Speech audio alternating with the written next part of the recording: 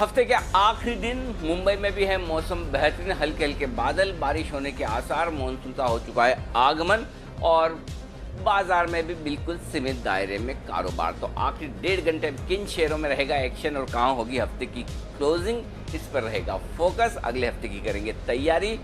Final trade में आप सबका स्वागत है। नमस्कार, मैं हूं अनिल सिंघवी।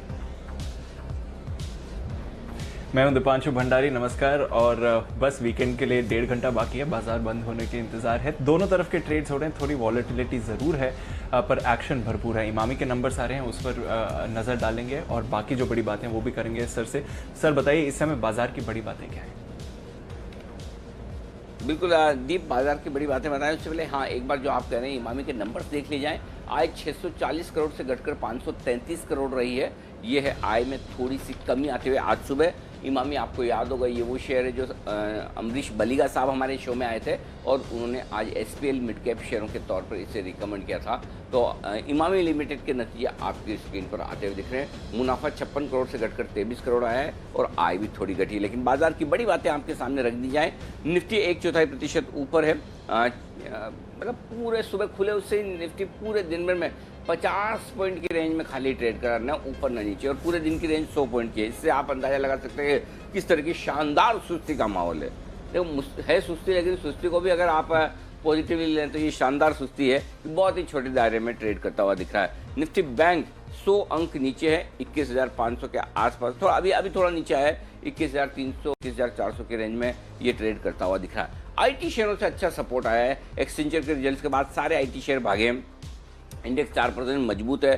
पेट्रोल डीजल के दाम बढ़ने से तेल कंपनियों में HPP IOC में आज थोड़ी तेजी देखने को मिल रही है। डाउ फ्यूचर्स ये सपोर्ट नहीं कर रहे, नहीं तो हमारे बाजार तो आज भागने को पूरे तैयार थे। आज नई सीरीज की शुरुआत जिस तरह से की और मजबूती के साथ टिके हुए हैं, लेकिन सहारा तो मिलना चाहिए ना भाई। अगर डाउ फ्यूचर 200 ऊपर नीचे हैं तो आप कितना बढ़ेंगे, एक लिमिट है बढ़ने की। तो इस वजह से भारतीय बाजार बढ़ नहीं पा रहे हैं। हाँ, एक अलग बात है कि यहाँ पर यूरोप के जो फ्यूचर्स हैं ये मजबूती के साथ ट्रेड कर रहे हैं। यूरोप के फ्यूचर क्या, यूरोप के बाजार यहाँ पर शुरुआत ठीक हुई है, बुरी नहीं है। जी दीप।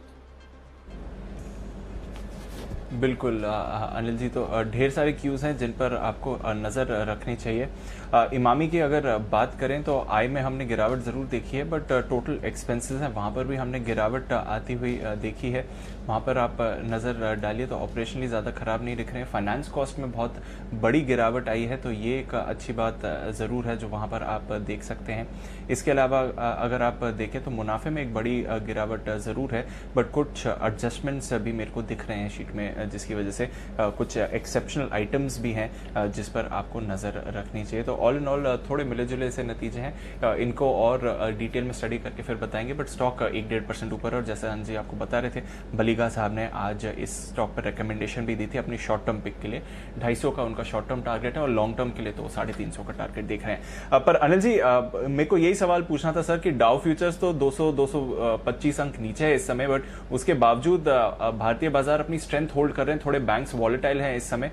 किस तरह से एक्शन देखना चाहिए? एकदम छोटी सी रेंज में हो रहा है इसलिए क्योंकि वीकेंड आ रहा है, पहला दिन है सीरीज का, डायरेक्शन ढूंढ रहा है बाजार। थोड़ी नर्वसनेस के संकेत हैं या फिर ठीक ठाक चाल लग रही है आपको सर?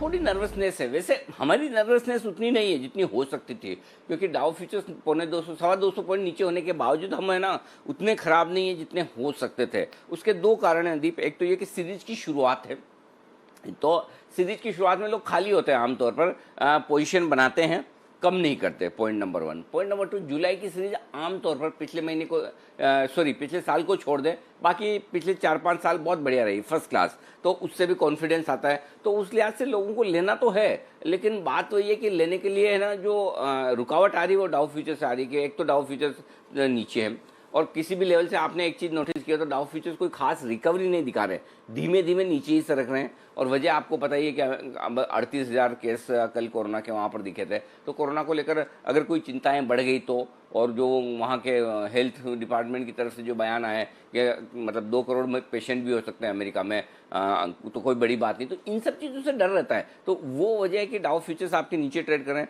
और जब डाउ फ्यूचर्स 200-225 पॉइंट नीचे ट्रेड कर रहे हो तो हिम्मत किसकी होगी कि वीकेंड सेशन पर लेकर जाएं। सब क्या सोचेंगे, चलो कोई नहीं, सोमवार को आएंगे, सोमवार को देखेंगे, अगर सब ठीक रहा तो मंडे को ले लेंगे, क्या फ़र्क पड़ता है। थोड़ा 25-50 ऊपर नीचे लेना पड़ा तो भी कौन सा फ़र्क पड़ता है, रिस्क क्यों रखे। तो वो रिस्क नहीं लेने की, लेकिन उसके बावजूद मैं कहूँगा कि ताकत तो दिखिए। तो अगर डाउ फ्यूचर्स नहीं सुधरते तो यहाँ से ऊपर जाना मुश्किल है दीप। मुझे नहीं लगता कि फिर बाजार बहुत अपसाइड दिखा सकते हैं। तो पूरी तरह से आपको ट्रेड का संकेत क्लोजिंग पे वहीं से लेना है। तो अगर 200 सवा 200 पॉइंट नीचे रहते हैं तो मुझे लगता है फिर आप 10,300 10,250 की रेंज में कहीं बंद होते हुए देखेंगे निफ्टी को, और बैंक निफ्टी वही 21,300 21,400 की रेंज में बंद होते हुए देखेंगे। ऐसा नहीं कि डाउन साइड बहुत ज़्यादा है, लेकिन अपसाइड तो फिर खत्म हो जाती है, इसमें कोई डाउट नहीं है। तो इस तरह के ग्लोबल सिचुएशन में आप लेने की हिम्मत नहीं करेंगे, ये बात पक्की है। जी दीप। बिल्कुल, तो इस तरह की ग्लोबल सिचुएशन में लेने की हिम्मत थोड़ी कम आ रही है। एक दायरे में रहा है ट्रेड, बट अब देख रहे हैं कि थोड़ा अब ऊपरी स्तरों से प्रेशर आ रहा है, और बैंक निफ्टी पे स्पेशली आप देख रहे हैं कि इस समय थोड़ी गिरावट का असर बढ़ता हुआ दिख रहा है, 80 अंक नीचे है। चलिए देखते हैं बाजार की चाल कैसी रहेगी। कुछ देर में अनिल जी हमें स्ट्रैटेजी भी देंगे। रुपए में हमने आज अच्छी मजबूती के साथ खुला था रुपए, बट एकदम सारी मजबूती गवाकर एकदम फ्लैट क्लोजिंग दे रहा है 75.66 के मुकाबले 75.65, बट एक पॉइंट पर 20 पैसे की आपको मजबूती जरूर दिख रही थी रुपए में, बट रुपए वैसे स्टेडी रहा है। ग्लोबली हमने देखा है कि डॉलर पर एक रेंज में डॉलर में ट्रेड हुआ है, और उसके बीच रुपए में थोड़ी स्ट्रेंथ आपने जरूर देखी है इस हफ्ते एटलीस्ट। आज एकदम सपाट क्लोजिंग हो रही है। पर चलिए देख लेते हैं कौन से ट्रिगर्स हैं जिन पर आपको नजर रखनी चाहिए आने वाले कुछ दिनों में बाजार के लिए, और कौन से खबरों वाले स्टॉक्स हैं जो आज मार्केट खुलने के बाद एक्शन में आए हैं। मानसी और पूजा हमारे साथ तैयार है। मानसी, आपसे शुरुआत करते हैं, बताइए कौन से ट्रिगर्स हैं, कौन से कुछ इवेंट्स हैं जो आने वाले दिनों में देखने पड़ेंगे। Good afternoon Deepanshu. देखिए, रिजर्व बैंक की सेंट्रल कमेटी की बैठक जो है वो खत्म हुई है, लेकिन एक और कमेटी की बैठक हो रही है। करीब 45 मिनट में बैठक में क्या फैसले निकल कर आ रहे हैं वो हमें पता चल जाएगा। इसके अलावा नतीजों के लिहाज से आईटीसी, कोल इंडिया, निफ्टी स्पेस में अपने नंबर्स आज पेश करेंगे। वायदा बाजार में Sun TV, Glenmark pharma, NALCO के नंबर्स आते हुए बाजार बंद होने के बाद हम देखेंगे। और इनफैक्ट सारी मेजर कंपनीज जो है उनके नतीजे क्योंकि आ चुके हैं। अब कैश स्पेस की एक लंबी लिस्ट हर रोज हम देख रहे हैं जो कि नंबर्स की अब बची है, जो कि आते दिखेंगे। कैश में आज भी कई सारे नतीजे हैं, जैसे कि हुडको, शीला फॉर्म, EIH जैसी कंपनियों के नंबर्स आते हुए हम देखेंगे। कल इन्फोसिस की AGM है जिस पर फोकस रहेगा। नतीजे निफ्टी स्पेस में NTPC के आने वाले हैं। कैश में Andhra sugar, India Nippon, Atul auto, phenolics cables जैसी कंपनियों के नंबर्स कल के दिन। वीकेंड है लेकिन कैश में एक लिस्ट लंबी है। रविवार के दिन कैश स्पेस की कंपनियां Bharat gas, NRB bearing, McNally Bharat, Nilkamal जैसी कंपनी के नंबर्स आएंगे। सोमवार को BSE सेंसेक्स 50 का सोमवार की वीकली एक्सपायरी वाला कॉन्ट्रैक्ट जो है वो लॉन्च करने जा रहा है, तो एक मेजर इवेंट होगा जिस पर फोकस रहेगा। अरविंद फैशंस लिमिटेड का राइट इश्यू इस दिन खुलेगा। कंपनी का राइट इश्यू 29 जून यानी कि सोमवार से लेकर 17 जुलाई तक खुला रहेगा, और रिकॉर्ड डेट मार्च 18 को तय होती हुई दिखेगी। नतीजों के लिहाज से वायदा बाजार में सोमवार को BEL, MRF, Petronet, LNG, Bharat forge जैसी कंपनियों के नंबर्स आते हुए दिखेंगे। निफ्टी स्पेस की कोई कंपनी नहीं है, लेकिन वायदा बाजार और कैश स्पेस की कई सारी कंपनियों के नंबर्स हम सोमवार के दिन देखेंगे।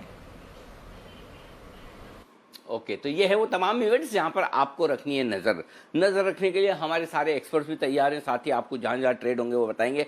2:10 पर जुड़ेंगे भसीन साहब, उनसे लेंगे अपडेट्स और उनके कुछ स्पेशल पिक्स भी। उससे पहले कुणाल जी, राकेश जी और सुमित जी, किरण जी और जैन साहब, पांचों एक्सपर्ट जुड़ चुके हैं। वागले साहब जुड़ने की तैयारी में, और जो जुड़ चुके हैं उनमें सबसे पहले बिगुल है तैयार कुणाल जी और राकेश जी के लिए चार्ट कॉर्नर का।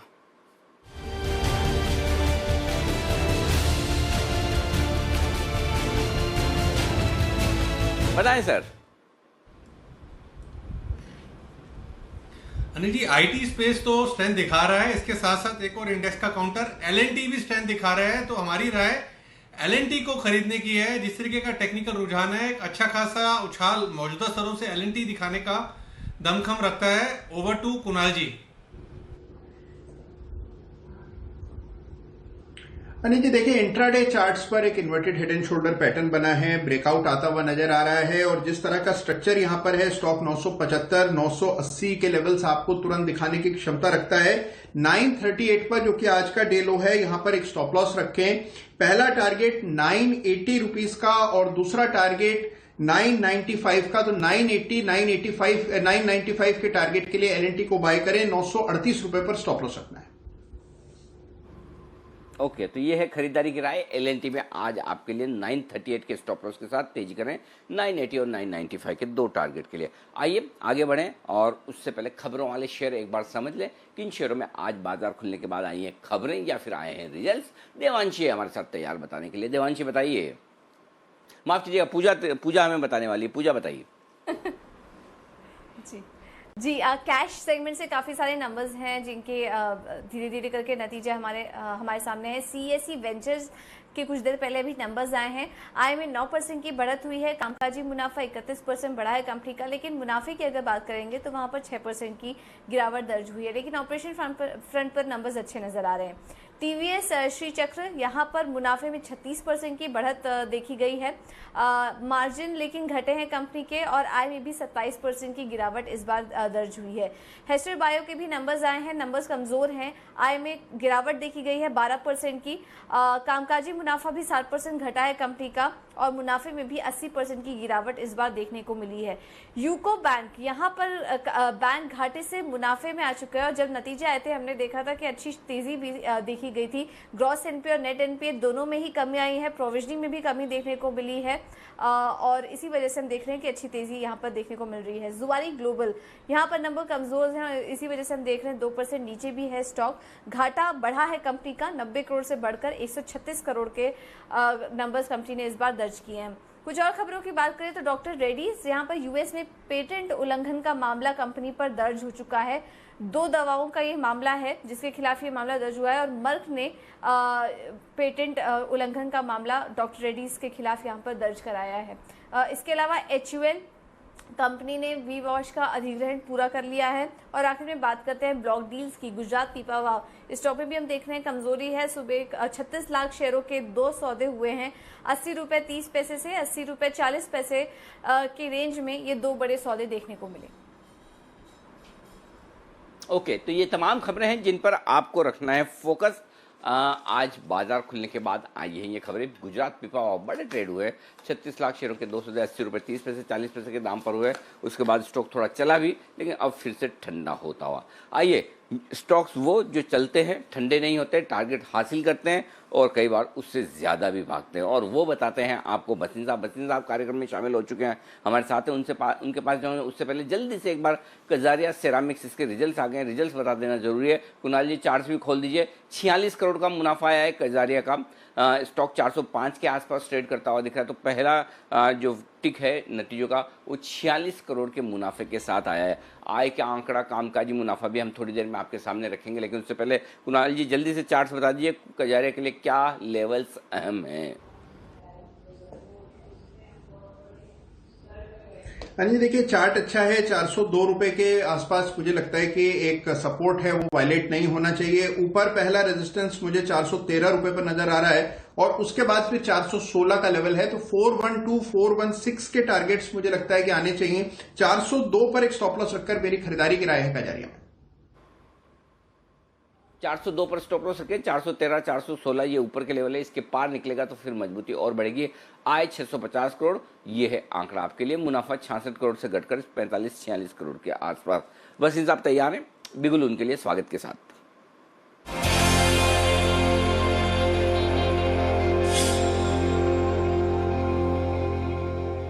जी बस साहब, स्वागत है आपका सर। सबसे पहले तो बताएं अपडेट जो भी आपकी पिक्स पर आप देना चाहें सर। हाँ अनिल जी, देखिए ये 2.5-3 महीने बहुत बढ़िया निकले हैं, और बीमारी से तो लोग बाग डर से जूझ रहे हैं, लेकिन शेयर बाजार में मौके हैं। कुछ अपडेट्स दे रहा हूँ आपको। याद है 34-35 रुपए, फिर 37, फिर 40। हमने टाटा पावर आपको 45-47 का था, आज 48 का हाई हिट कर गया। मेरा बहुत पसंदीदा शेयर था हिंदुस्तान जिंक, जहाँ मेरे को बहुत कन्विक्शन थी। 16 रुपए सर उसमें डिविडेंड आया। 150 रुपए से आपको 225 का भाव कहा था, 220 का भाव हो गया सर उसका। तो इसने, और आज भी मैं कह रहा हूँ हिंदुस्तान जिंक 250 रुपए जाएगा sir x dividend. Sun TV आपके यहाँ 360 370, आज 422 424 का टारगेट हिट हो गया। इसके अलावा 2 और मेरे बहुत अहम पिक्स थे सर। 65 रुपए से आपको BEL मैं बोल रहा था, और 85 का टारगेट, आज 8650 का टारगेट हिट हो गया। अभी भी मैं सोचता हूँ BEL 95 जा सकता है, लेकिन जिन्होंने 25, 30, 50% कमाए उनको प्रॉफिट भी बुक करना है। और सिमिलरली 23 रुपए पे BHEL दिया था, जो 38.5 का भाव हो गया। अब आप कहें तो सर मैं आपकी कॉल दूं। सुबह की मेरी कॉल्स में बीपीसीएल ने 393 बुक किया है, 380-83 में जिसने लिया है वो बुक कर सकता है, 400 का उसका टारगेट है। तो फेडरल बैंक खरीदने में हमने 52.5 का स्टॉप लॉस दिया है, वो आप कायम रखिए, उसमें 58 से 60 का टारगेट। अब आप कहें तो मैं आपकी कॉल दूं सर, 2 कॉल है, एक बाय है एक सेल है। जी सर प्लीज शुरुआत कीजिए बाय कॉल के साथ। सर तो बाय में अगेन टेक्नोलॉजी आउट परफॉर्म कर रहा है और यहाँ सबसे अच्छा play along with Tech Mahindra will be Wipro का भाव 224.25 है, 217.5 का स्टॉप लॉस, 245 का टारगेट। आपको ध्यान है 212 में दिया था 225 का टारगेट, लेकिन अब मैं अपग्रेड कर रहा हूँ because Wipro is the best play on the telecom and the BFSI space. 225 तक आप लीजिए, 217.5 का स्टॉप लॉस, 245 का टारगेट। और सेल में है सर टाइटन वीकनेस दिखा रहा है, 965 से 970 में बेचिए, 989 का स्टॉप लॉस, 930 का टारगेट। ओके तो यहाँ पर खरीदारी करने के लिए आज से विप्रो है 224-225 के आसपास लीजिए, 217.50 21750 ये आपका स्टॉप लॉस का लेवल होगा, 245 का टारगेट। टाइटन शॉर्ट करना है 965 970 की रेंज में, वहां पर शॉर्ट कीजिए। 989 989 रुपए यहाँ पर स्टॉप लॉस लगाना है, 930 930 के टारगेट के लिए। तो ये एक बाय और एक सेल पिक है। 3 बजे फिर मुलाकात होगी बस साहब से, तब तक के लिए शुक्रिया सर। और तब आपसे लेंगे हम आपकी बेहतरीन BTST पिक्स भी। तो बस साहब से हम फिर थोड़ी देर में मुलाकात करेंगे, लेकिन तब तक आप ये 2 स्टॉक्स हैं जो आप अपनी नज़र में ज़रूर रखिए। लेकिन नज़र में रखिए एक और वो स्टॉक जो बताने वाले हैं सुमित जी, और सुमित जी भी शो की शुरुआत कर रहे हैं धमाकेदार। आ रहा है आपके लिए सैटेलाइट।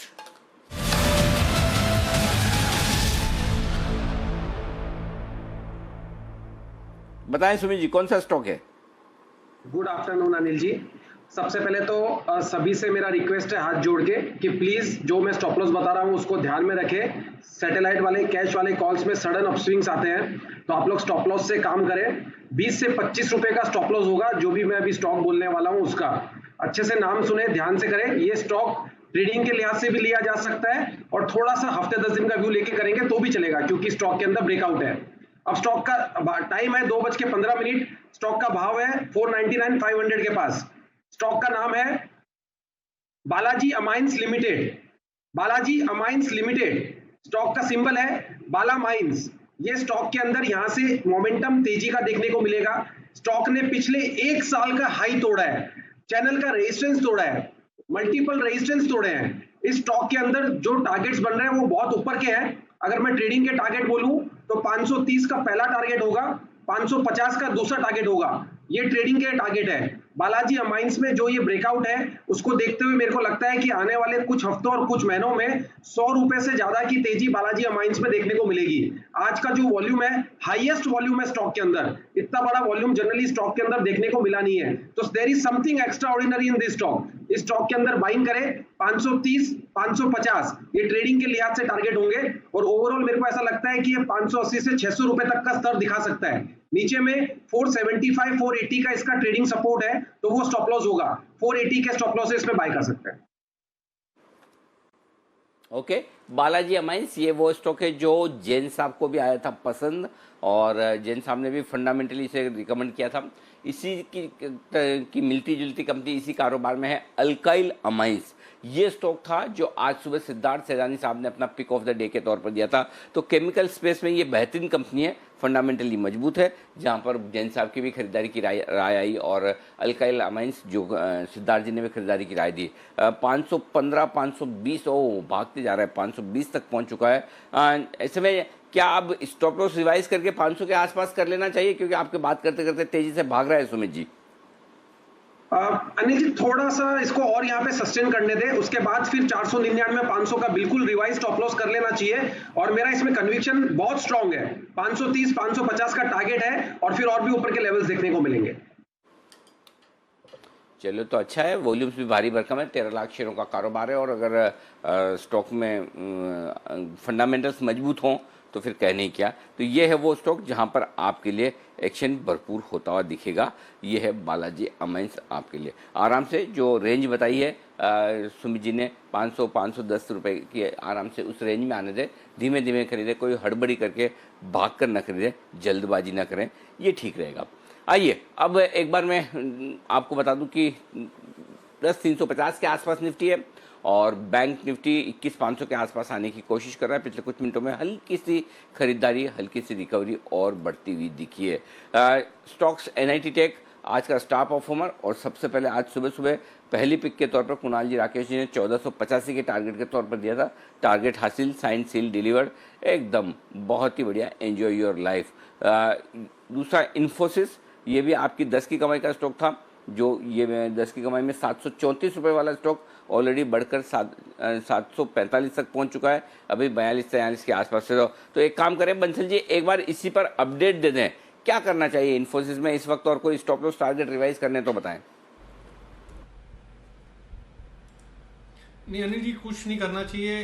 इन्फोसिस को एज इट इज होल्ड करना चाहिए। जिस तरीके का टेक्निकल रुझान है, आज तो ब्रेकआउट हुआ है काफी समय बाद, मच अवेटेड ब्रेकआउट हुआ है। अगर किसी का हाजमा मुनाफे का कमजोर भी है तो भी राय है एटलीस्ट 768 से लेकर 772 के स्तरों तक के लिए होल्ड करना चाहिए। उसके ऊपर 768 से लेकर 772 के जोन के लिए होल्ड करना चाहिए। इससे पहले मुनाफा बांधने की राय नहीं है। ओके, तो चलिए इंतजार करें, कुछ ना करें, ये ज़्यादा बढ़िया है। लेकिन बहुत कुछ होने वाला है और वो होगा ITC में, इन्फोसिस के बाद, और ITC में होगा रिजल्ट्स के दम पर। क्या है रिजल्ट्स, कैसे रह सकते हैं, अनुमान पहले समझ लीजिए। देवांशी तैयार है बताने के लिए। देवांशी बताइए, ITC कैसे रहेंगे रिजल्ट्स? बिल्कुल सर, इस बार देखना होगा कि जो सिगरेट वॉल्यूम ग्रोथ है वो किस तरह से आती है, क्योंकि सबसे अहम वो रहेगा। मैं आपको बता दूं कि पिछले साल इसी तिमाही में हमने 8% तक की वॉल्यूम ग्रोथ देखी थी सिगरेट कारोबार में, लेकिन इस बार लॉकडाउन के चलते अब ब्रोकरेज हाउसेस के जो व्यूज़ हैं वो काफ़ी मिले जुले हैं। कई जो रेंज है वो काफ़ी वाइड है, -2 to 3% से लेकर +3% की रेंज आती हुई दिख रही है।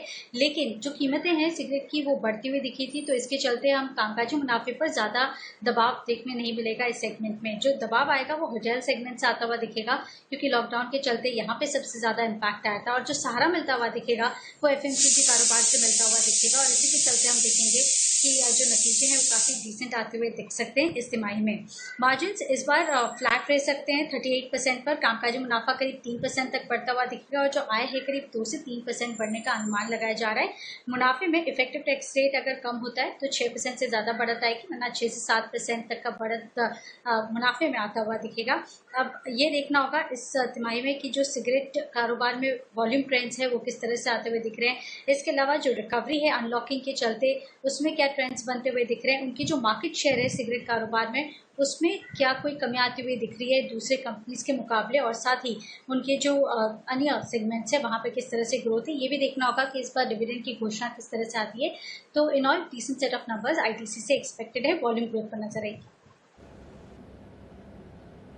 बिल्कुल decent set of numbers expected हैं। थोड़ा डिविडेंड पर इस बार नज़र ज़रूर है, जिस तरह से उन्होंने अपनी डिविडेंड पॉलिसी चेंज करी थी, पर देखते हैं किस तरह के नतीजे आते हैं। जैन साहब, ITC पर कोई राय, एक इससे छोटी कंपनी VST पर आपने कई बार राय दी है, पर ITC कैसे देख रहे हैं इस बार, और स्पेशली जो डिविडेंड का थोड़ा एक्साइटमेंट है बाजार में, आपकी क्या राय है उधर?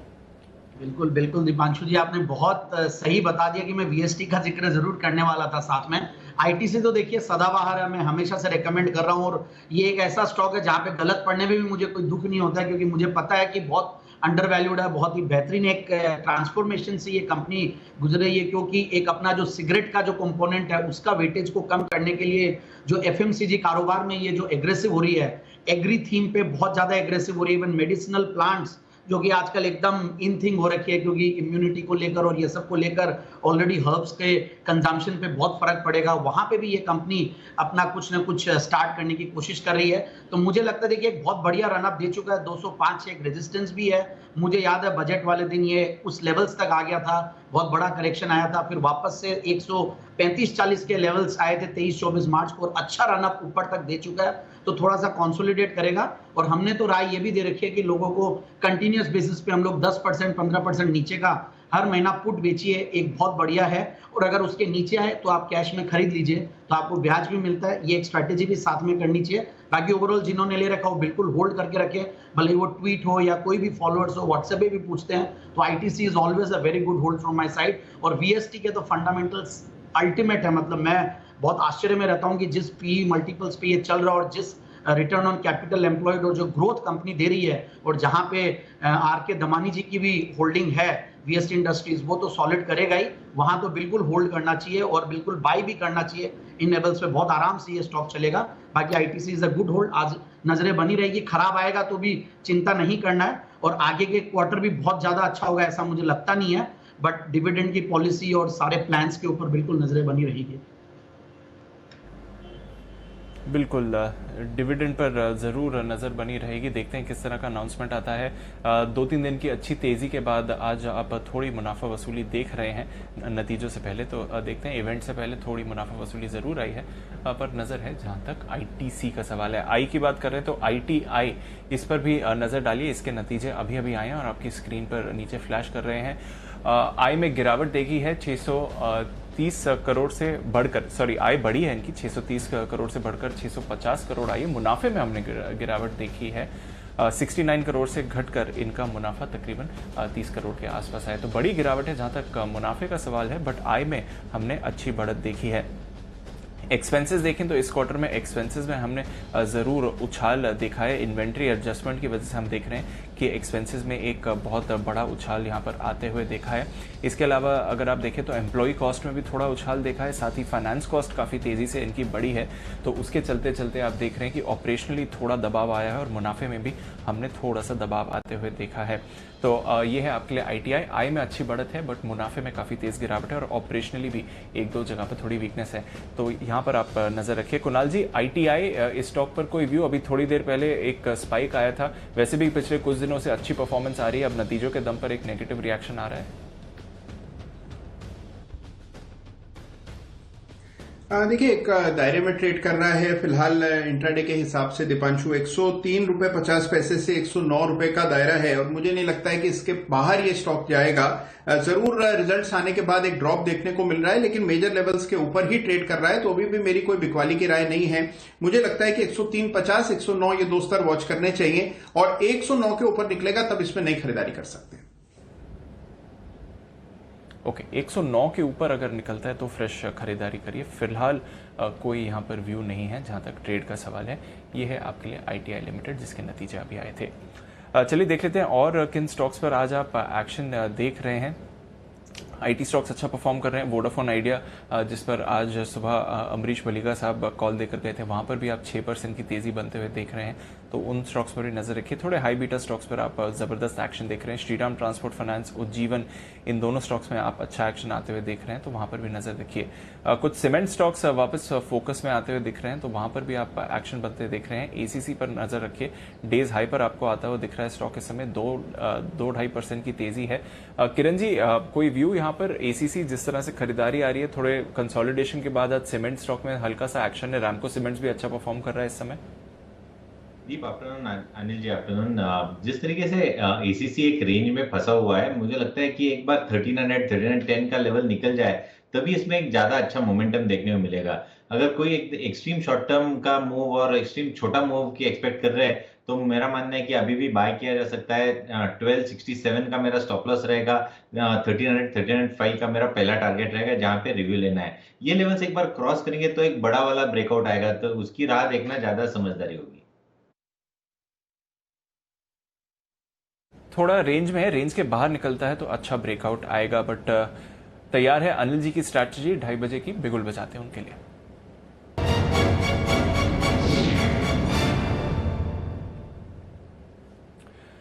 अनिल जी, ग्लोबल क्यूज थोड़े सुधरे हुए हैं, जैसे कि आप स्टार्टिंग में बता रहे थे। यूरोप के बाजारों में तो अच्छा ही ट्रेड है सर, 1-1.5% की तेजी है। डाउ फ्यूचर्स में जब हमने शो शुरू करा था, वहां से अब तक लगभग 75 अंकों की रिकवरी आई है। अभी भी 150 पॉइंट्स नीचे है, बट रिकवरी जरूर आई है, और उसका हम डायरेक्ट इम्पैक्ट बाजार पर भी देख रहे हैं। बैंक निफ्टी पॉजिटिव हो गया सर, 21,575 पर आ गया, और निफ्टी भी अच्छा ट्रेड कर रहा है लगभग 90 अंकों की तेजी के साथ।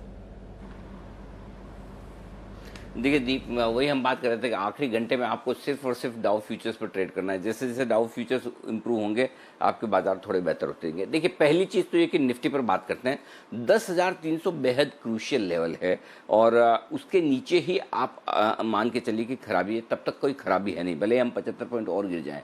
वजह बताता हूँ।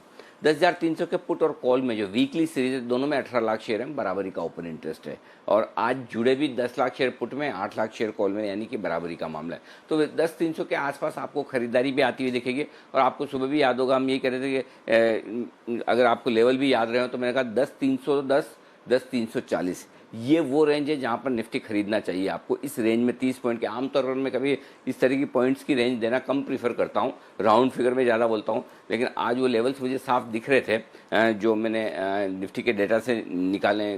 तो उस आज का लो आप देख लीजिए 10,311 का स्पॉट लेवल पर, एग्जैक्टली वहीं से बाजार घुमा है। 10,310 का जो हम बात कर रहे थे, 10,310, 10,340 बायर रेंज वहाँ से घुमा है। तो मेरा ये समझना है आप आखिरी घंटे में 10,300 के नीचे बंद नहीं होंगे, पॉइंट नंबर 1।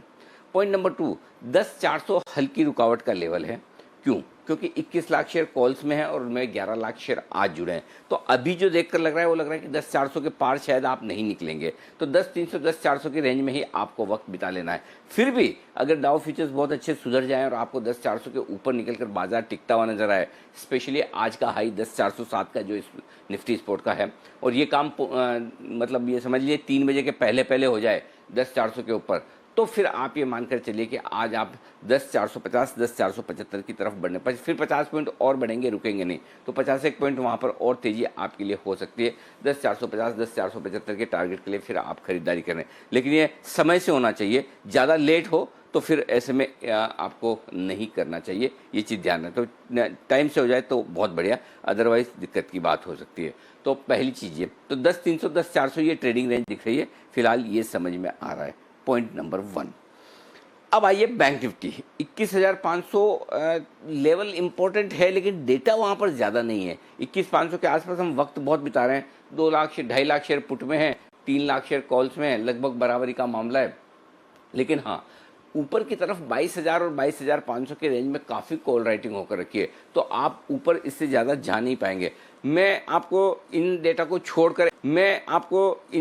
छोड़कर एक रेंज देना चाहता हूं, क्योंकि बैंक निफ्टी के डेटा बहुत ज़्यादा है नहीं। आज डेटा निकालने में भी मुश्किल आ रही है। काफ़ी लोग मुझे ट्वीट भी करके कह रहे हैं कि NSE की साइड पर जो ऑप्शन चेन है वो बहुत स्लो काम कर रही है।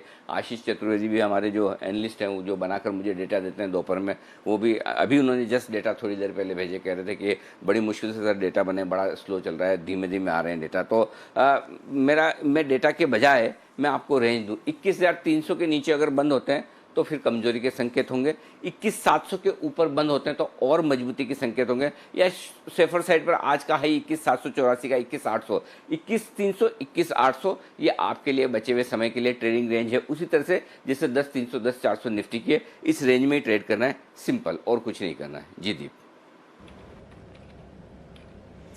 ओके, एक रेंज बाउंड एक्शन ही है जहां तक बैंक निफ्टी का तो सवाल है। 21,300, 21,700 है।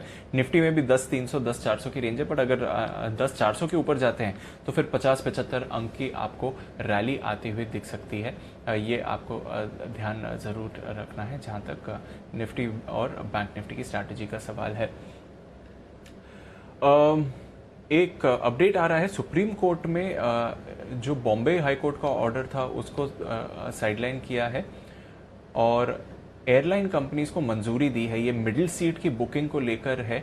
मिडिल सीट को खाली रखने का आदेश दिया गया था और माफी चाहता हूं, सुप्रीम कोर्ट ने बॉम्बे हाई कोर्ट के फैसले को बरकरार रखा है। तो ये जो मिडिल सीट को खाली रखने का ऑर्डर था उस फैसले को बरकरार रखा गया है। मिडिल सीट की बुकिंग को बंद करने की याचिका को खारिज कर दिया गया है। तो ये आप एक तरह से पॉजिटिव ले सकते हैं। एयरलाइन कंपनियों के पक्ष में फैसला आया है। याचिका ये थी कि मिडिल सीट को खाली रखना चाहिए, जिसको बॉम्बे हाई कोर्ट ने जिस आर्ग्यूमेंट को अग्री नहीं किया था, अब सुप्रीम कोर्ट ने भी जो बॉम्बे हाई कोर्ट का आर्ग्यूमेंट था उसी के साथ अग्रीमेंट किया है।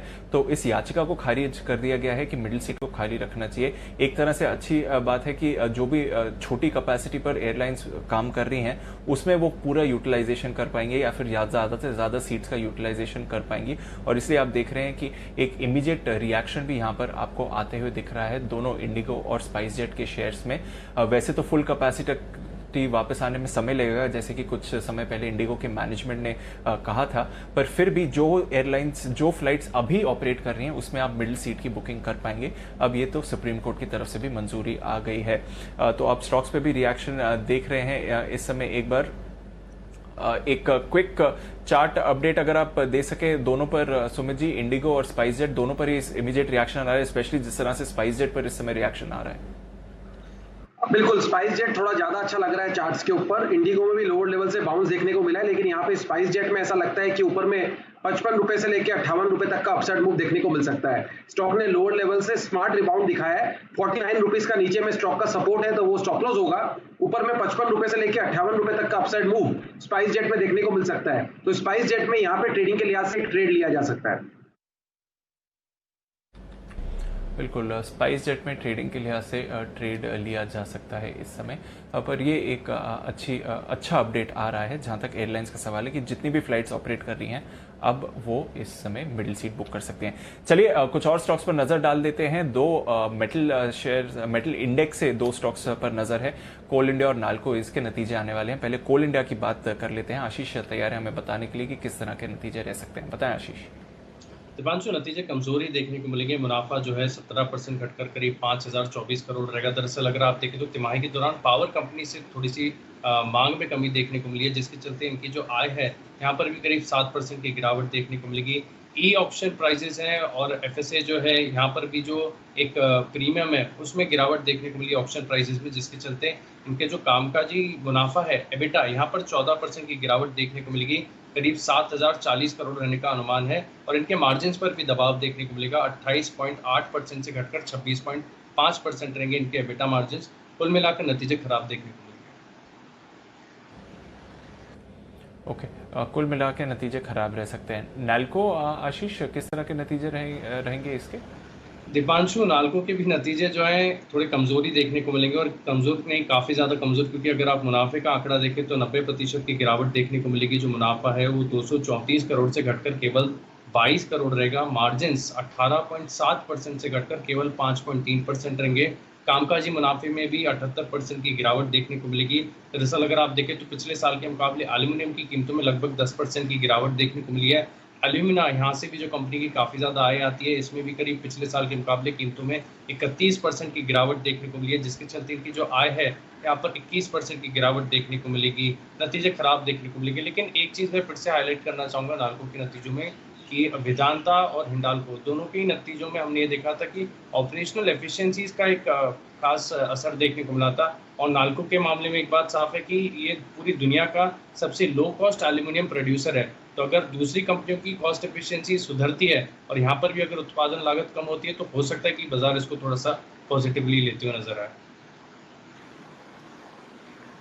ओके, तो यह है नेल्को के रिजल्ट्स आपके लिए आते हुए, इस अनुमान आपके लिए इस वक्त रिजल्ट आएंगे आज बाजार बंद होने के बाद। इस बीच एक स्टॉक जो आज शो की शुरुआत में सैटेलाइट के तौर पर पहला सैटेलाइट सुमित जी ने दिया, Balaji amines.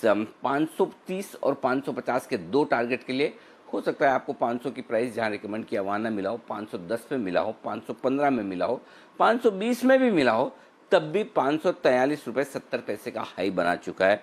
I am sure कि आपने सुमित जी के बोलने का इंतज़ार नहीं किया होगा, अपनी अपनी समझ के हिसाब से सबने मुनाफा वसूल ज़रूर किया होगा। थोड़ा आपको भी एक्टिव रहना चाहिए, क्योंकि सुमित जी रिकमेंड करके अपने दूसरे 10 स्टॉक और नए आइडियाज़ ढूंढने में लगे रहेंगे, हम भी कुछ और काम करेंगे, तो आप भी थोड़ा एक्टिव रहें, समय से मुनाफा लेते रहें। तो सुमित जी, बहुत ही बेहतरीन कॉल, सैटेलाइट की तरह ऊपर जाता हुआ आसमान में। अब एक बार पहले ये अपडेट दे दें, उसके बाद मैं आपके लिए छोटा ऑप्शन बड़ी कमाई का बिगुल बजाता हूँ। क्या करना है बालाजी अमाइंस में ये भी बता दें और साथ ही अपनी ऑप्शन की स्ट्रेटेजी भी दे दें बिगुल के बाद।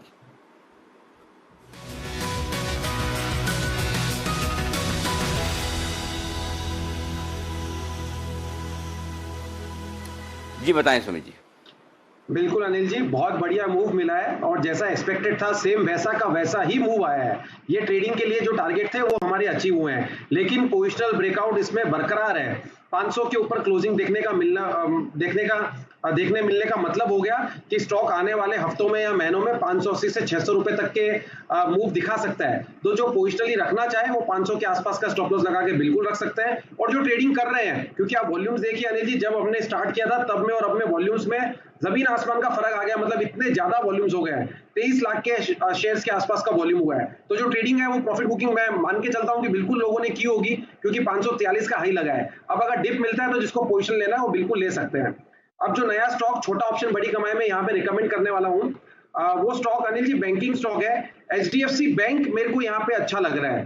मेरे को ऐसा लग रहा है कि HDFC बैंक यहाँ से एक अच्छा अपसाइड मूव दिखा सकता है। आज देखिए स्टॉक पॉजिटिव है, 1045 के आसपास स्टॉक अभी ट्रेड कर रहा है। तो छोटा ऑप्शन बड़ी कमाई में इसमें 1050 का HDFC बैंक का कॉल 44-45 रुपए के आसपास अवेलेबल है।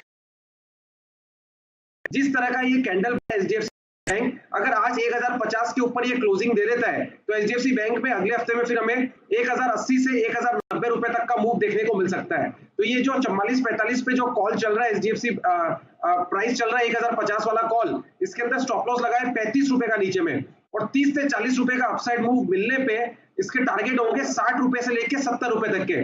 HDFC बैंक 1050 का कॉल खरीदारी करे, 60 रुपया 70 रुपया ये टारगेट होगा, 35 रुपया नीचे में स्टॉप लॉस होगा। 1050 के ऊपर आज स्पॉट में क्लोजिंग आती है तो नेक्स्ट वीक में 1080 से 90 तक का मूव देखने को मिल सकता है। ओके, तो ये है सुमित जी के लिए तरफ से एक ऑप्शन। HDFC बैंक 1045 पे चल रहा है, 1050 का कॉल ऑप्शन आप खरीदिए, 45 रुपए के दाम के आसपास 60 से 70 रुपए के टारगेट के लिए यहाँ पर आपको करनी है खरीदारी। आइए सुर्खियों में है एक स्टॉक और वो है ITI लिमिटेड। ITI लिमिटेड के अभी अभी नतीजे आए हैं और नतीजे आते ही नतीजों के बाद टॉप मैनेजमेंट हमारे साथ कार्यक्रम में शामिल हो रहे हैं। RM अग्रवाल साहब जो चेयरमैन और मैनेजिंग डायरेक्टर हैं ITI लिमिटेड के। स्वागत है अग्रवाल साहब, शुक्रिया आपका जी बिजनेस के लिए वक्त देने के लिए और सबसे पहले इंटरव्यू देने के लिए भी। सबसे पहले ये बताएं सर, नतीजे कमज़ोर नज़र आ रहे हैं, आय थोड़ी सी बढ़ी है लेकिन कामकाजी मुनाफा 15% घटा है, मुनाफा 45-46% घटा है और मार्जिन भी थोड़े घट कर आए हैं। तो क्या वजह रही है कि आपके आंकड़े थोड़े कमज़ोर दिख रहे हैं इस तिमाही के?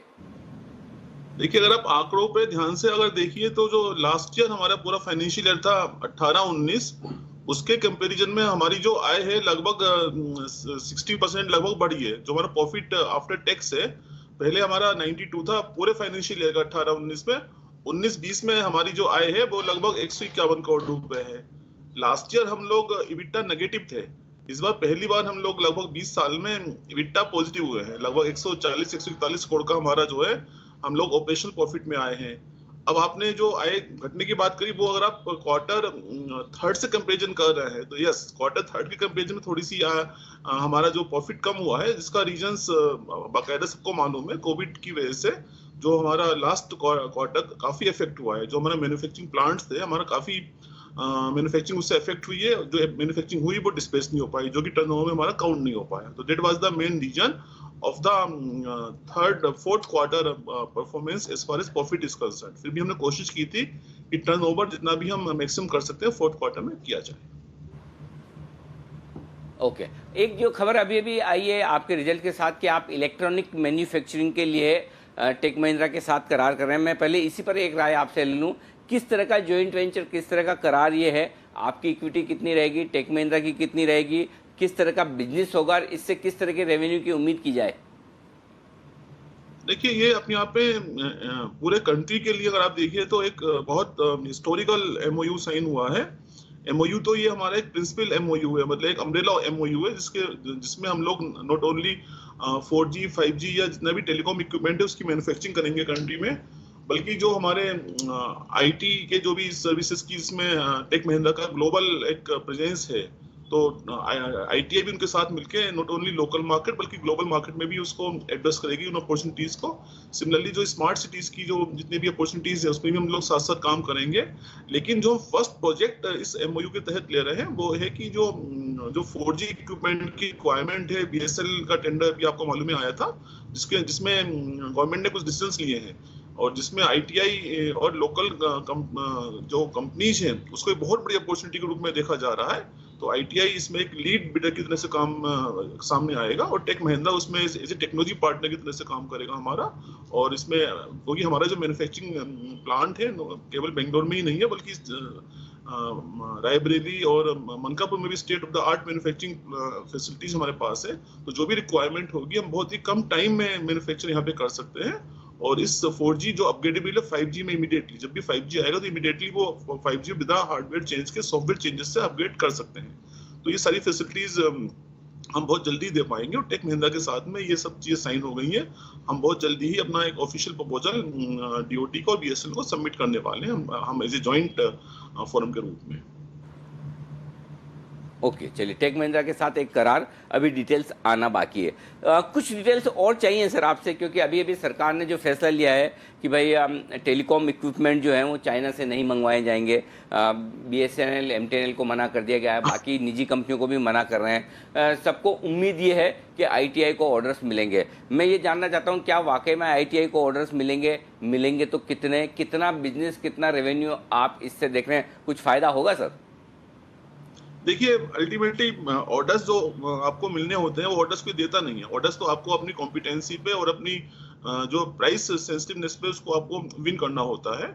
तो ITI क्योंकि पहले से भी हम लोग इक्विपमेंट जो बना रहे हैं, जैसे मैंने कहा था कि हम HDPE पाइप बनाना शुरू कर दिया है, ऑप्टिकल फाइबर बना रहे हैं, या जो भी हमारे प्रोजेक्ट्स हैं सब बहुत ही कॉस्ट इफेक्टिव हैं। बल्कि हम लोग बाकी जितनी भी कंपनीज काम कर रही हैं उससे काफ़ी ज़्यादा कॉस्ट इफेक्टिवनेस से काम कर रहे हैं। ITI का हमारा इंफ्रास्ट्रक्चर काफी बड़ा इंफ्रास्ट्रक्चर है, तो जब हम वॉल्यूम में हम काम करेंगे तो ऑटोमेटिकली कॉस्ट इफेक्टिव हो जाते हैं। अब इसका सबसे बड़ा फायदा ये मिलेगा कि अब केवल जो भारत सरकार की जो पब्लिक सेक्टर्स हैं, हमारे टेलीकॉम पब्लिक सेक्टर्स हैं, BSNL MTNL, उसके अलावा जो एयरटेल है, वोडाफोन है, रिलायंस है, जो अभी तक बाहर की कंपनीज पे डिपेंडेंट थे, तो ITI उनको एक मुझे लगता है कि कंपटीशन देने की पोजीशन में बहुत जल्दी ही होगा। एक बार जब टेक महिंद्रा के साथ हम लोग काम करेंगे, इसके साथ हम और भी कंपनीज के साथ मिलकर काम हमने करना शुरू कर दिया है।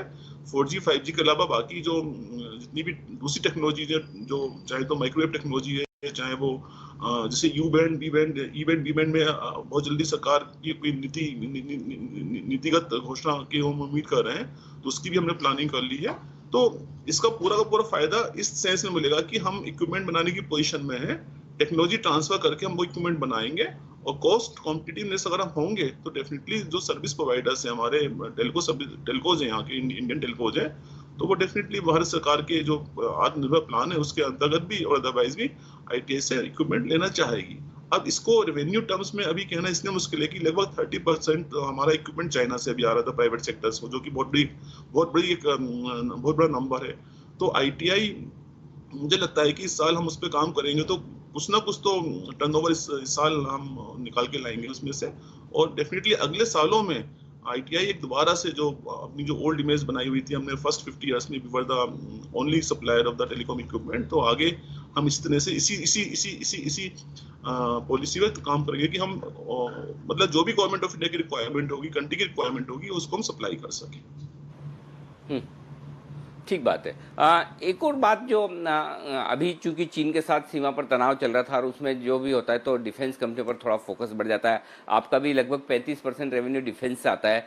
क्या कहीं अगले 1-2 तिमाहियों में आपके डिफेंस के रेवेन्यू में इजाफा होने की, बढ़ोतरी होने की कोई संभावना है? कितने ऑर्डर्स आपके पास हैं, कुछ अगर बता पाएँ तो आप।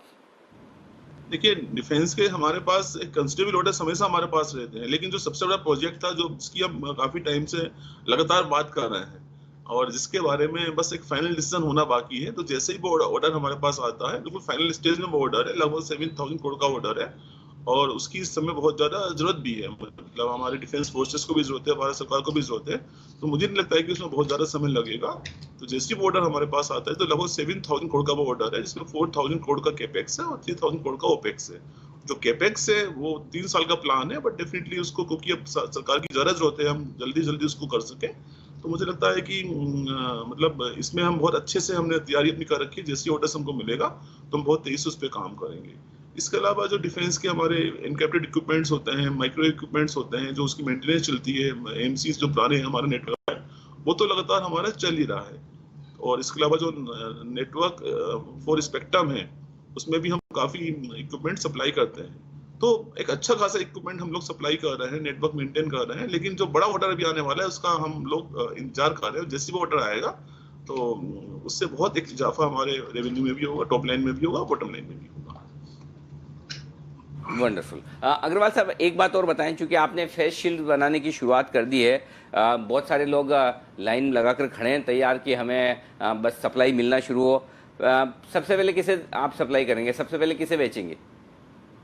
नहीं, तो हमने ऑलरेडी ऑर्डर्स तो हमारे पास काफी आ रहे हैं, हमने तो इसको देना शुरू कर भी दिया है। मतलब उसमें ऐसा नहीं पूरा फर्स्ट कम फर्स्ट सर्व वाली बात है। बट कुछ ऑर्डर्स हमारे पास काफी बड़े ऑर्डर्स भी आए हैं, उसमें 5 लाख का एक ऑर्डर हमारे पास आया, सबसे बड़ा ऑर्डर।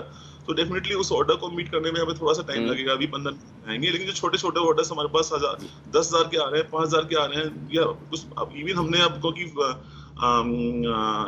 अपने को अमेजोन पे भी हमने रजिस्टर कर लिया है, फ्लिपकार्ट पे भी कर लिया है, जेम पोर्टल पे भी कर लिया है। तो हम हर सेगमेंट के जो कस्टमर्स हैं उनकी रिक्वायरमेंट को मीट कर रहे हैं, चाहे वो मिनिमम 5 नंबर्स है और मैक्सिमम तो कोई लिमिट ही नहीं है। मैक्सिमम हमारे पास 5 लाख तक के ऑर्डर आज की डेट में आए हुए हैं। तो हमारी कैपेसिटी इस समय लगभग 5 लाख की पर मंथ फेस शील्ड बनाने की हो चुकी है, जिसको अगले महीने में हम लगभग 15 लाख कर लेंगे।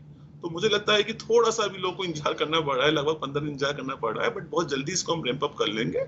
और फेस शील्ड हमारा बहुत पॉपुलर इसलिए भी हो रहा है, मैंने बताया था कि वो इको फ्रेंडली है। जो नॉर्मली जो मार्केट में या जो एयरलाइंस में लोग इसको यूज कर रहे हैं वो प्लास्टिक की शीट है, वो ना तो आपको रीयूज कर सकते हैं और वो बॉडी को टच करती है तो थोड़ा इरिटेशन भी होता है, फोम जो है उसको इरिटेट करता है। बट हमारा जो ABS है it is very very eco friendly और बहुत लाइट वेट है। तो रीयूजेबल थोड़ी बात तो ये कि उसको हम रीयूज कर सकते हैं, तो उसकी काफी डिमांड आ रही है और हम लोगों को बहुत लोग अप्रोच भी कर रहे हैं। तो डेफिनेटली और बहुत ही कॉस्ट इफेक्टिव भी है, जो मैं कहना चाहूंगा आपके माध्यम से। तो मैक्सिमम हम चाहते हैं पब्लिक उसका यूज करे, ताकि जो इस समय रिक्वायरमेंट है कंट्री की उसको भी हम पूरा कर सके। और इस तरह से कहीं ना कहीं जो ITI का ब्रांड नेम पहले फर्स्ट 50 ईयर्स में हुआ करता था, जिसमें हम लोग मैन्युफैक्चरिंग काम शुरू किया था, तो दोबारा से उसको हम लॉस्ट ब्रांड नेम को हम रिगेन कर सके, उसी पर्पस के साथ हम लोगों ने फेस शील्ड काम शुरू किया है। इसके अलावा वेंटिलेटर के बारे में भी बताना चाहूंगा आपको। वेंटिलेटर का भी हमारा लगभग सैंपल्स तैयार हो चुके हैं। अगले 1 हफ्ते में वो DRDO के साथ मिलकर हम उसकी टेस्टिंग के लिए भिजवा देंगे, और जैसे ही वेंटिलेटर्स हमारे वो टेस्ट रिजल्ट्स के साथ आ जाते हैं तो हम मास मैन्युफैक्चरिंग करना शुरू कर देंगे।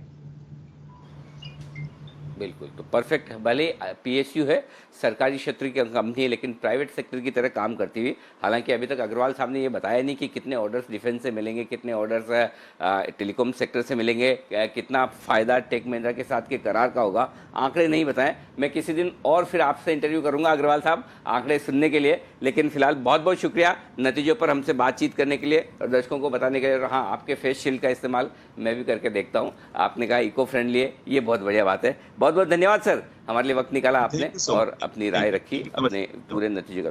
जी धन्यवाद। आइए आगे बढ़ते हैं और अब सुमित जी तैयार है अपने सैटेलाइट के साथ, और उसके बाद कुणाल जी और राकेश जी का पिक ऑफ द डे आने की तैयारी में। सुमित जी, पहले आपके लिए बिगुल।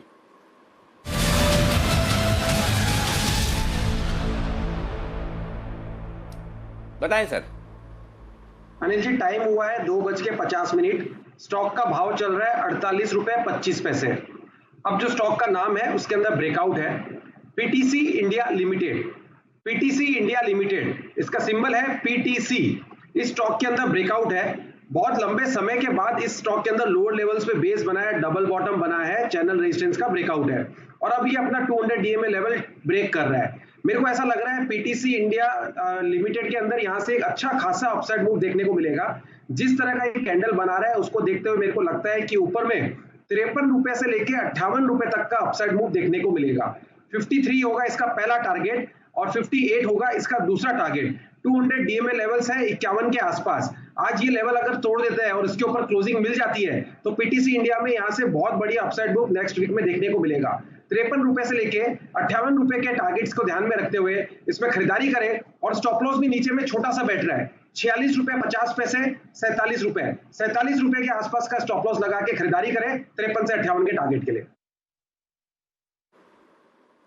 ओके, तो ये है आपके लिए PTC इंडिया पर खरीदारी करने का है। 51 साढ़े 51 के आसपास ट्रेड कर रहा है। सुनील जी, क्या अभी लिया जा सकता है या जो रेंज आपने बताई है 49 रुपए के आसपास वहीं उसका इंतजार करें? देखिए अनिल जी, मेरा रिस्क रिवॉर्ड के हिसाब से 49 बेस्ट लेवल है। 50 के आसपास भी लेंगे तो भी रिस्क रिवॉर्ड रेशियो बैठ जाएगा, क्योंकि 47 का स्टॉप लॉस है और ऊपर में 53 और 53 के बाद 58 के टारगेट होंगे। और आप वॉल्यूम देखिए इस स्टॉक के अंदर 60, अगर मैं गलत नहीं होता हूं, 60 लाख शेयर्स के करीब के आसपास का वॉल्यूम देखने को मिल रहा है। तो ये स्टॉक के अंदर भी कुछ एक्स्ट्रा ऑर्डिनरी वॉल्यूम है। तो उस वॉल्यूम को देखते हुए मेरे को लगता है कि ये चलेगा, मतलब अच्छा ऊपर का मूव दिखाएगा। लगता है सुमित जी आप हुए, फिर ये हमारे जितने भी जो सारे एक्सपर्ट पैनल पे ना, एक बार जब जरा सबको एक साथ दिखाओ, जैन साहब, कुणाल जी, राकेश जी, वागले साहब, किरण जी वगैरह। मुझे लगता है एक्सचेंजेस को है ना, इन सबको रिवॉर्ड करना चाहिए। मतलब है ना, आज एक्सचेंज का वॉल्यूम बढ़ाने में आप लोगों का कंट्रीब्यूशन कोई कम नहीं है। स्टॉक रिकमेंड होते हैं, वॉल्यूम होता है, भारी भरकम चलते हैं, तो आप इनडायरेक्टली एक्सचेंजेस के लिए कितना काम कर रहे हो ये आपने कभी सोचा भी नहीं होगा। अचानक से मेरे मन में ख्याल आया कि देखिए एक्सचेंजेस के लिए तो मतलब इससे बढ़िया क्या चाहिए। आप एक तरह से उनके ब्रांड एम्बेसडर हो एक तरह। जैन साहब है कि नहीं, मुझे बताइए कि देखो आपकी रिकमेंडेशन पे वॉल्यूम होते हैं, एक्सचेंज का तो काम हो रहा है। अच्छा, और साथ ही जितने ब्रोकरेज जो है आपकी association, ANMI, BSC broker forum, उनको भी तो आप सब लोगों को सम्मान करना चाहिए। देखिए ब्रोकर्स के लिए भी तो बढ़िया फायदे की बात है, उनकी भी ब्रोकरेज बनती है अगर आप रिकमेंड करते हैं और वॉल्यूम होता है। जैन साहब निष्पक्ष राय दीजिए इस पे आप अपनी। अनिल जी बात सही है। देखिए अभी भी देखिए जिस तरीके का वॉल्यूम सुमित जी ने जब दिया हो रहा है, और इनफैक्ट मैंने को याद है एसपीएल में मैंने सेंचुरी प्लाई दिया था, जिस तरीके का वॉल्यूम था मैंने देखा और कंसिस्टेंटली बढ़ते जा रहा था। I think 15 lakh 16 lakh shares तक हो गया था। बहुत सही कह रहे। देखिए वॉल्यूम्स तो आता है क्योंकि लोग काफी एक्टिव हो गए हैं और लोग जी बिजनेस के प्लेटफॉर्म को इतना देखने लग गए हैं। अनिल जी ये मैं इसलिए नहीं बोल रहा हूँ कि मैं जी बिजनेस पे हूँ या अभी कर रहा हूँ, ये मुझे ट्विटर से पता चलता है या जो मैं कई बार लोगों से बात करता हूँ, जबरदस्त तरीके से वो लोग फॉलो कर रहे हैं सारे ही एनालिस्ट को। और पूरा पैनल बहुत अच्छा पैनल है और जितने भी गेस्ट बहुत सिलेक्टिवली आप बुलाते हैं, मैं देख रहा हूँ इस वीक में तो बहुत सारे नए चेंजेस किए हैं, तो बहुत जबरदस्त। और एनमी और बीबीएफ और हमारे सिपाही, हमारी जो एसोसिएशन है वो तो ऑलरेडी काफी हम लोग को रेस्पेक्ट करती भी है। और मैं कुछ के तो कमिटीज में भी हूँ और सिपाही का तो मैं नेशनल एग्जीक्यूटिव कमेटी मेंबर हूँ, फाउंडिंग कमेटी मेंबर, मतलब इनफैक्ट शुरुआत से लेकर अब तक हाईएस्ट सर्विंग।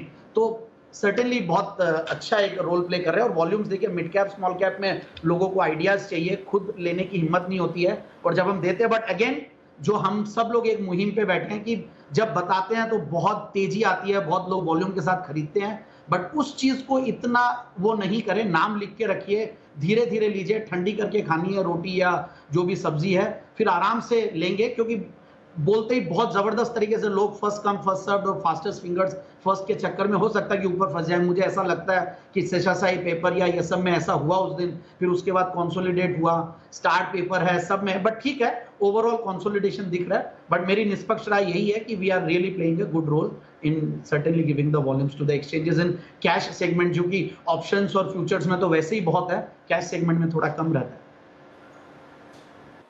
नहीं बिल्कुल। और आप तो है ना, देखिए बाकी टेक्निकल एक्सपर्ट तो हमारे जब जो वॉल्यूम और प्राइस के हिसाब से जिनमें एक्शन होता है उन शेयरों को पकड़ते हैं। आप तो मुर्दों को उठाकर खड़ा करके भगा देते हैं। जिन साहब जिन शेयरों में 200-500 शेयर का वॉल्यूम ना हो, आपके मुंह से निकल जाए लाखों का वॉल्यूम उस दिन हो जाता है। तो आपके लिए तो विशेष एक वो होना चाहिए पुरस्कार, जो मतलब कुछ अलग तरह का जिसको कह सकते हैं। जी कुणाल जी कुछ कहना चाहते थे इस पर। जी कुणाल जी।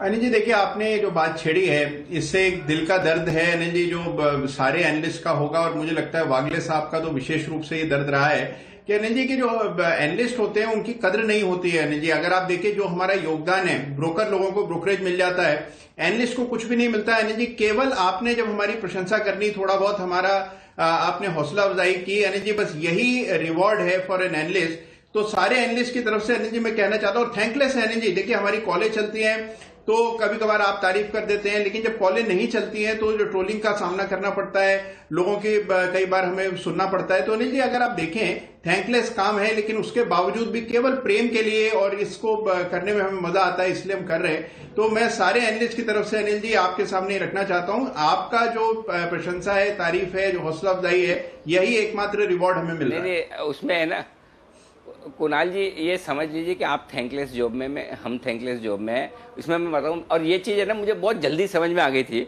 आपको अब शायद अब समझ में आ रही है। मुझे ये बात समझ में आ गई थी लगभग 97-98 के आसपास, जब मैंने शुरुआती करियर में मेरे एक नेबर हुआ करते थे, मेरे दोस्त थे और वो सीए थे, तो और मैं स्टॉक मार्केट रिलेटेड ये खबरें वगैरह सारी होती थी, इन्फॉर्मेशन होती थी, सीए से तो पता रहता था।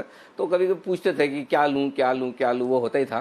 तो तब मैं राठी जी के पास जॉब करता था, आनंद राठी में, तो मैं बता देता था ये ले लीजिए और स्टॉक में चल जाते, पैसा बन जाता। तो जब भी मिलता, अरे मज़ा आ रहा है, बहुत बढ़िया चल रहा है, फर्स्ट क्लास, क्या पैसे बन रहे हैं, नसीब अच्छा चल रहा है। मैंने कहा बढ़िया, आपका नसीब है, कमाओ भाई। एक दिन अचानक से कोई स्टॉक बताया होगा, बहुत गिर गया होगा, आए तो बोले अनिल जी ये क्या दिलवा दिया आपने। तो मैंने कहा यार ये तो गजब हो गया, 4 बार कमाया, तब तो बोला नहीं, तब तो बोला मेरा नसीब अच्छा चल रहा है, और एक बार गिर गया तो अनिल जी ये क्या दिलवा दिया। तब से उस दिन से 98 से आज तक समझ में आ गया कि हम थैंकलेस जॉब में अगर लोग कमाएंगे तो बोलेंगे मैं जो लेता हूँ बढ़ जाता है, मेरा नसीब बहुत अच्छा है, और जो पैसे लग गए तो उसके लिए जिम्मेदार मेरे अलावा बाकी सब है, उसमें आप भी शामिल है, मैं भी शामिल हूँ। इस सत्य को उतार ले जीवन में, कभी कोई तकलीफ नहीं होगी, कोई उम्मीद नहीं रहेगी कि कोई प्रशंसा करे। बाकी ठीक है, जो अच्छा काम कर रहा है उसकी तारीफ करना हमारा फर्ज है, करनी भी चाहिए। आइए अब आपका वक्त है पिक ऑफ द डे का, बिगुल के साथ बढ़ते हैं आगे जी। Pick of the day.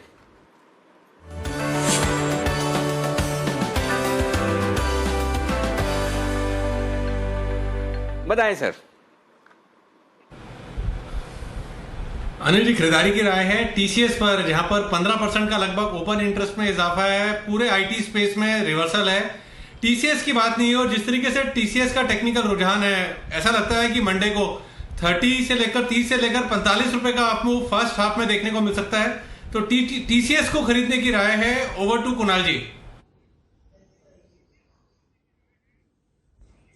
अरे जी देखिए, आज आईटी पूरी तरह से छाया हुआ है। हमने सवेरे एनआईटी टेक पर एक दमदार कॉल दी थी, और अब टीसीएस की बारी है, जहां पर कि एक बड़ा ब्रेकआउट चार्ट पर आता हुआ दिख रहा है। जिस तरह का मोमेंटम यहां बना है, ये स्टॉक अपने लाइफ टाइम हाईस को रिगेन करने के लिए तैयार हो रहा है। तो टीसीएस को बाय करके चलें। 2075 पे 2075 पर स्टॉप लॉस रख लें। पहला टारगेट 2155 का, दूसरा टारगेट 2190 रुपए का होगा।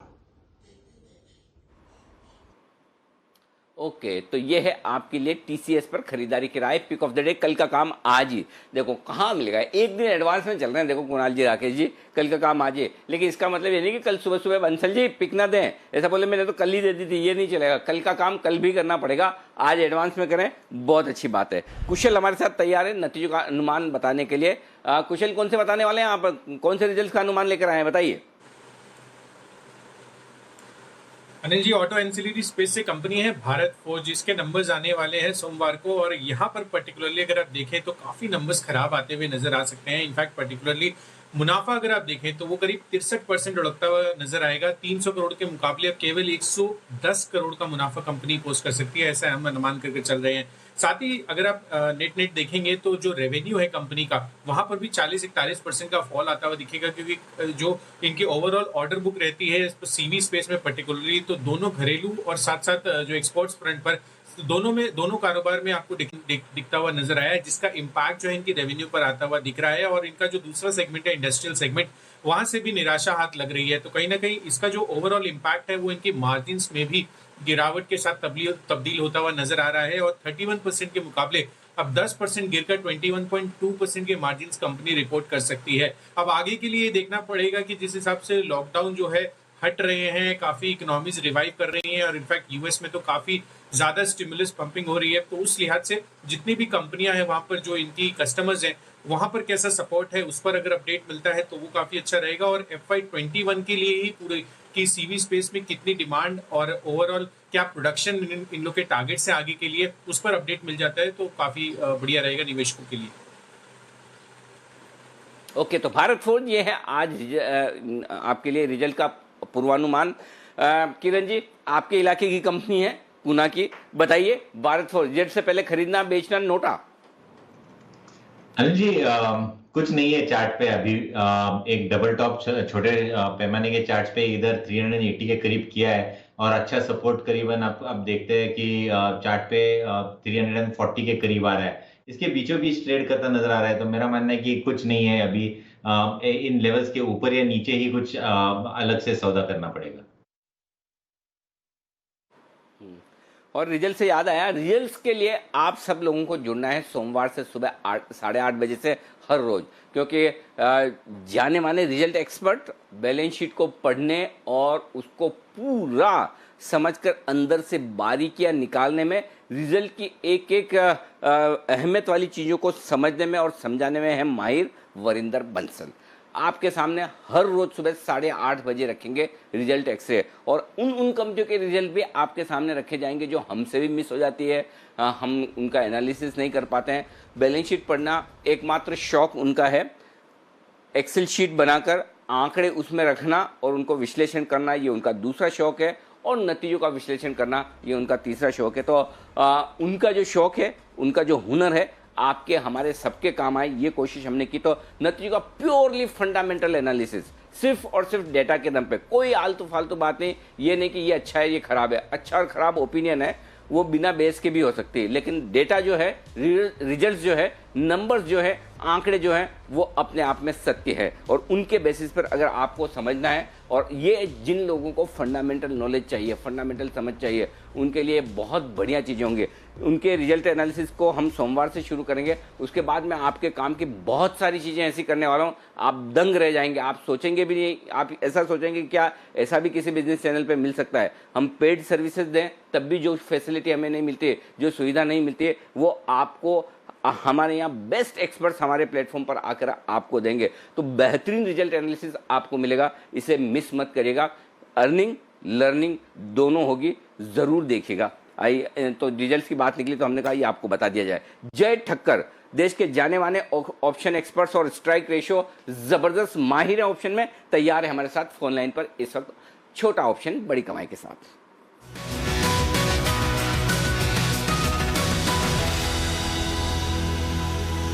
स्वागत है जय आपका, बताइए कौन सा ऑप्शन है?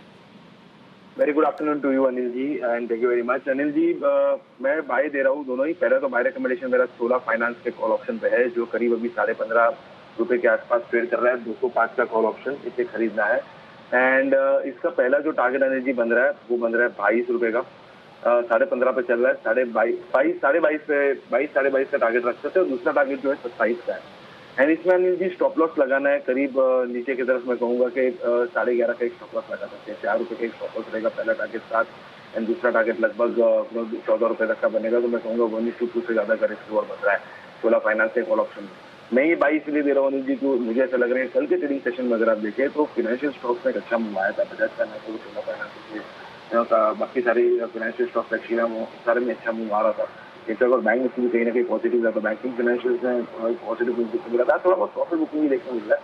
मुझे ऐसा लग रहा है कि चोला फाइनेंस लगभग ऊपर में जो टारगेट मैं देख रहा हूँ वो इन फॉरवर्ड 220-225 तक जाएगा, ऐसा मुझे लग रहा है। क्लियरली फोर्थ वेव कंसोलिडेशन खत्म होकर फिफ्थ के ऊपर की तरफ स्टार्ट हो चुका है, 220 से 25 तक जाएगा। तो उसमें हमारे जो टारगेट है 22.5 और में भी 27-28 को अचीव हो जाएंगे। तो ये पहला बाय रिकमेंडेशन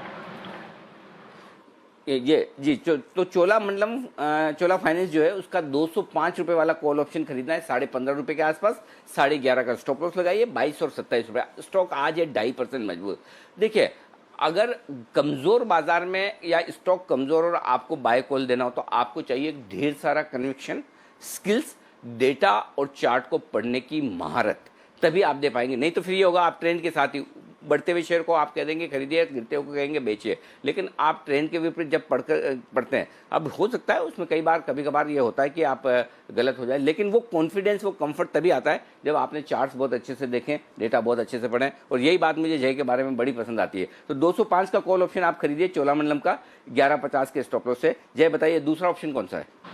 जी, दूसरा जो मैं बाय रिकमेंडेशन दे रहा हूँ वो है L&T का 980 का कॉल ऑप्शन। ये खरीद कर चलना है। L&T में आज बहुत ही बढ़िया ब्रेकआउट आया है। इनफैक्ट आई एम श्योर कि ये काफी लोगों ने रिकमेंड भी किया हो सकता है। करीब अभी अगर हम देखें तो L&T का 980 का कॉल ऑप्शन करीब चल रहा है अभी 40 रुपए के आसपास। जी, इसमें स्टॉप लॉस छोटा का रहेगा 32 रुपए का, 8 रुपए का स्टॉप लॉस है केवल। ऊपर में टारगेट जो है वो 56 रुपए का पहले, 64 रुपए का दूसरा। ये दो टारगेट के लिए बाय करना है। इनफैक्ट क्लियरली फॉलिंग चैनल में से ब्रेकआउट देखने मिला है, और L&T इनफैक्ट तो स्ट्रॉन्गली है, मोमेंटम अच्छा है। 2 दिन प्रॉफिट बुकिंग देखने मिला, उसके बाद फिर से आज लॉन्ग बिल्डअप देखने मिल रहा है। तो 1000 तक के लेवल्स में देख रहा हूँ, 990 से लेकर 1000, तो वो लेवल्स आते हैं तो हमारे टारगेट तो 56 और 64 के वो अचीव होने चाहिए। 32 रुपए का स्टॉप लॉस रहेगा। ओके, 25 रुपए का स्टॉप लॉस, 40 के आसपास लेना है, राइट? और टारगेट कितना है अनिल जी? 32 रुपए का, 40 पे लेना है, 32 का स्टॉप लॉस है, और 56 और 64 का टारगेट।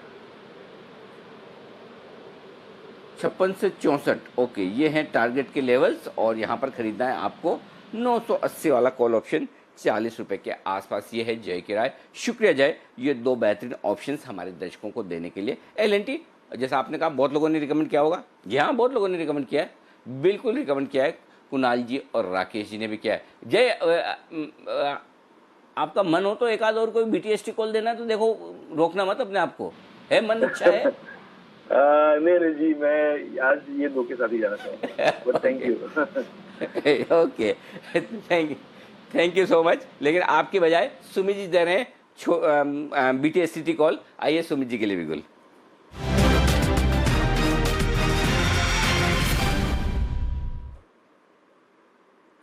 बताएं सुमित जी। अनिल जी, निफ्टी एकदम तेजी में है। निफ्टी यहाँ पे 70 पॉइंट 75 पॉइंट प्लस दिखा रहा है, लेकिन मैं यहाँ पे एक सेल का व्यू लेना चाहूंगा। एक सेल का कॉल निकाला है टाटा मोटर। BTST में टाटा मोटर में दबाव देखने को मिल रहा है। 2 दिन पहले ये तेजी में आया था, लेकिन ये ऊपरी लेवल पे सस्टेन नहीं हो रहा है और लास्ट 2 दिनों के लोज जो है वो टाटा मोटर अभी ब्रेक कर रहा है। स्ट्रक्चर को देखते हुए ऐसा लगता है कि टाटा मोटर यहाँ से गिरावट दिखा सकता है और यहाँ से एक अच्छा फॉल टाटा मोटर में देखने को मिल सकता है, जिसमें 100 रुपए के लेवल ब्रेक होने चाहिए और नीचे में 98 रुपए और शायद 95 रुपए तक के लेवल टाटा मोटर में नेक्स्ट वीक में देखने को मिल सकते हैं। टाटा मोटर 102 के आसपास सेल बनता है। इसमें छोटा सा स्टॉप लॉस ऊपर में लगाए 106 रुपए का, और जिस तरह की ये कैंडल आज फ्राइडे के सेशन में बना रहा है, ऐसा लगता है कि नेक्स्ट वीक में यहाँ से गिरावट इसके अंदर बढ़ेगी और नीचे में 98 रुपए और 95 रुपए, ये 2 टारगेट्स टाटा मोटर में देखने को मिल सकते हैं। तो हमारी तरफ से BTST में टाटा मोटर में सेल का व्यू लेके ट्रेड करने की सलाह रहेगी। 106 का स्टॉप लॉस, 98 का और 95 का टारगेट। ओके, ये है आपके लिए टाटा मोटर्स में बिकवाली करने की राय। तो मजबूत बाजार में एक कमज़ोर शेयर भी ढूंढा है सुमित जी ने। सुमित जी का भी ये इंटरेस्टिंग लगता है मुझे। शॉर्ट कॉल भी जब तक देते हैं, ऐसा नहीं कि नहीं देते, बीच बीच में जब भी मौका लगे शॉर्ट कॉल दे देते हैं, छोड़ते नहीं हैं बिल्कुल भी। तो चलिए, ट्रेडिंग का तो मज़ा ही तभी है जब आप दोनों तरफ के ट्रेड लगातार दें, बार बार दें, और दोनों तरफ के ट्रेड देते हैं। हालांकि ज़्यादा तेजी की तरफ देते हैं और उन्हीं से वो ज़्यादा जाने माने भी जाते हैं, और वो हैं भसीन साहब। संजीव भसीन साहब जुड़ रहे हैं हमारे साथ फोन लाइन पर, और भसीन साहब का स्वागत करते हैं, लेते हैं उनके BTST वाले कॉल्स।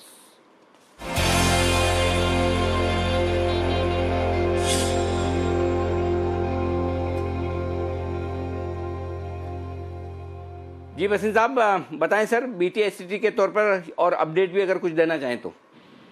सर अपडेट तो वही है, बाजार आज बड़े नैरो रेंज में है, लेकिन जो आपको शेयर्स बताए थे वो आउट परफॉर्म है। विप्रो आपको बाय दिया था और टाइटन सेल है, वो अच्छा पेयर है, और अभी भी मैं आपको एक बाय सेल दे रहा हूँ, तो आप कहें तो मैं दोनों का आपको शुरुआत करूँ सर। जी सर, यस प्लीज सर, शुरुआत करिए। के बाजार जब अस्थिरता पे हो या एक ना इधर ना उधर, तो आपको हेज करके चलेंगे तो अच्छा रहेंगे। शॉर्ट वाले कॉल में आपको सेफ्टी रहती है और लॉन्ग वाला आप रख सकते हैं, नहीं तो एक तरफा रहेगा और मार्केट में जूझ आएगी या फॉल आएगा या राइट, तो आप फिर कट जाते हैं।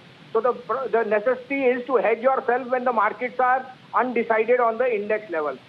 तो मेरा पहला सर बाय है, दोनों ऑटो में है। आइशर मोटर बाय है सर, ये 18,300 से 18,400, इसमें 17,950 का स्टॉप लॉस है और 19,000 का टारगेट। आइशर मोटर आपको याद है सर, मैं 13, 14, 15 हर भाव पे लेने का बोल रहा हूँ। अब मेरे को लग रहा है ये 19,000 की तरफ जाने को तैयार है सर।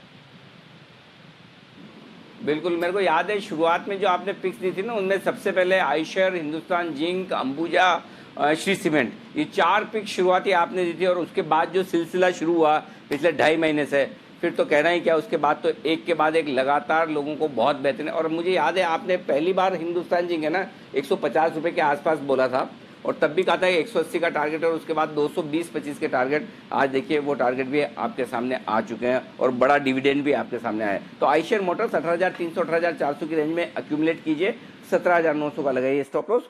और टारगेट एक बार सर फिर से बताएं, मैं टारगेट मिस कर गया, कितना है? 150 का स्टॉप लॉस, 19,000 का टारगेट।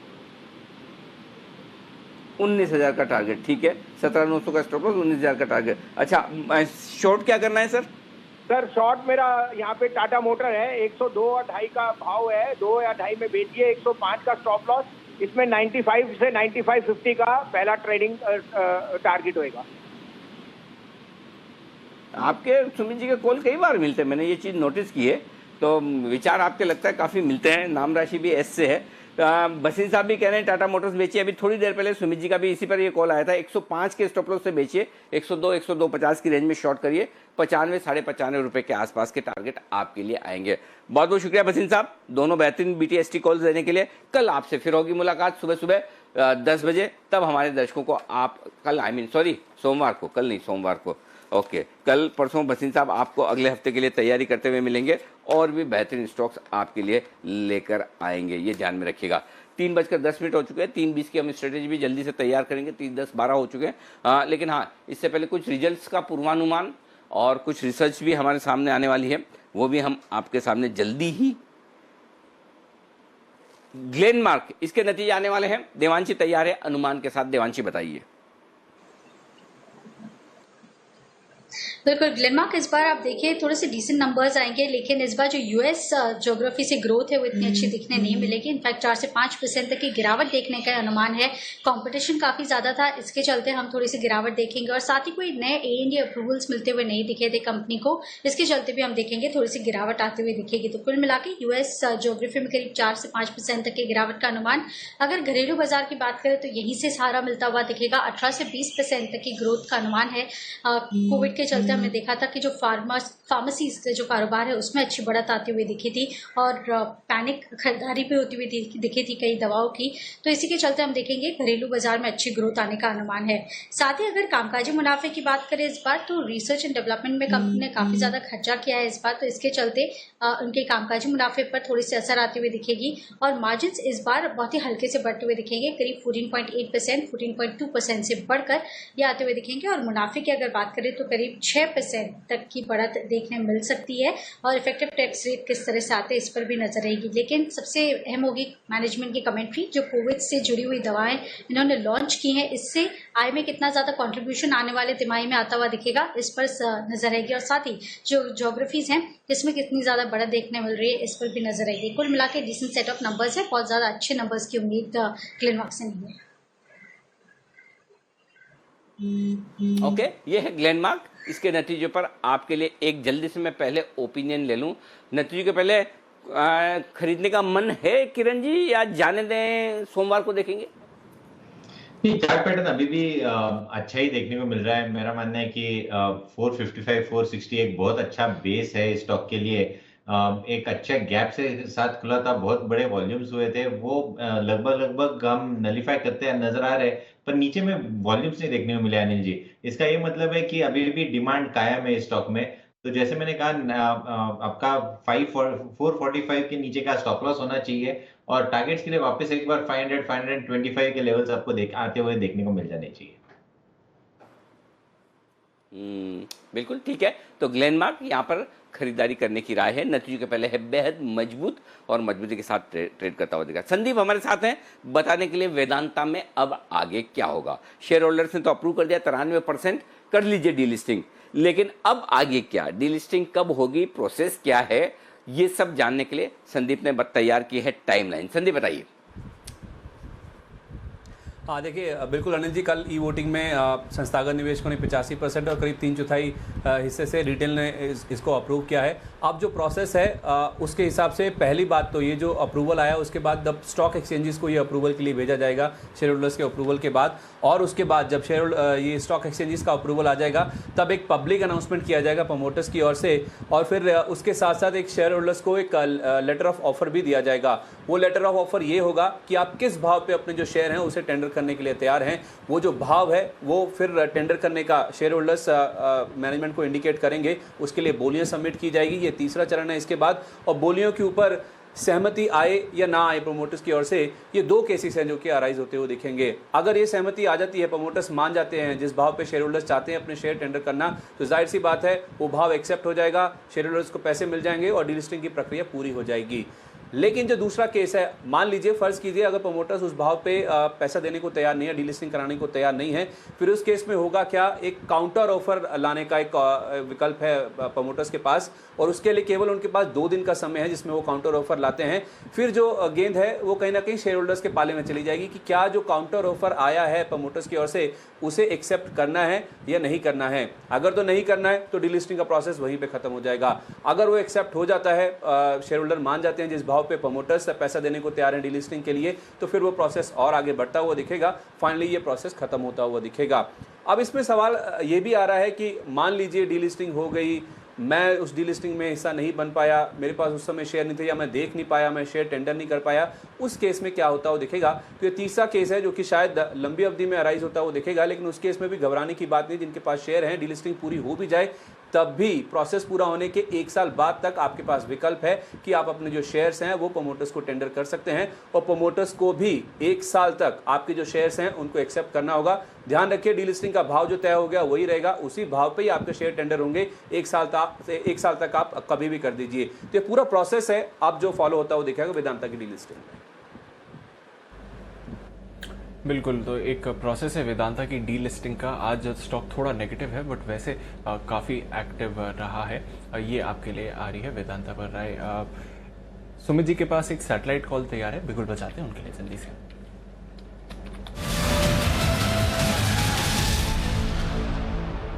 बताएं सुमित जी। दीपांशु, आज के दिन का आखिरी कॉल 3:17 हुए हैं, 57.25 अभी भाव है। स्टॉक के अंदर ब्रेकआउट है। स्टॉक का नाम है shipping corporation of India limited, जिसका सिंबल है SCI, shipping corporation of India limited, जिसका सिंबल है SCI। ये स्टॉक के अंदर ब्रेकआउट है।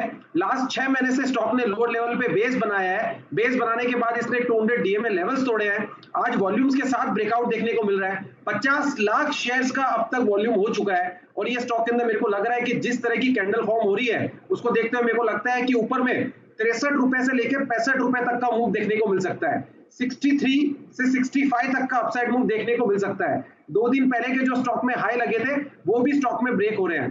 63 और 65 के टारगेट के लिए SCI में खरीदारी करें। नीचे में स्टॉप लॉस लगाए छोटा सा 54 रुपए के आसपास, 54 के स्टॉप लॉस से खरीदारी करने की सलाह रहेगी। बिल्कुल, शिपिंग कॉर्पोरेशन यहाँ पर नजर रखिए आप। 54 का स्टॉप लॉस रखिए, 63 और 65 आपके लिए टारगेट्स हैं। यह है सुमित जी का सैटेलाइट पर। जल्दी से बिगुल बजाते हैं अनिल जी का स्ट्रैटेजी का नहीं समय कल के 2000 के लिए।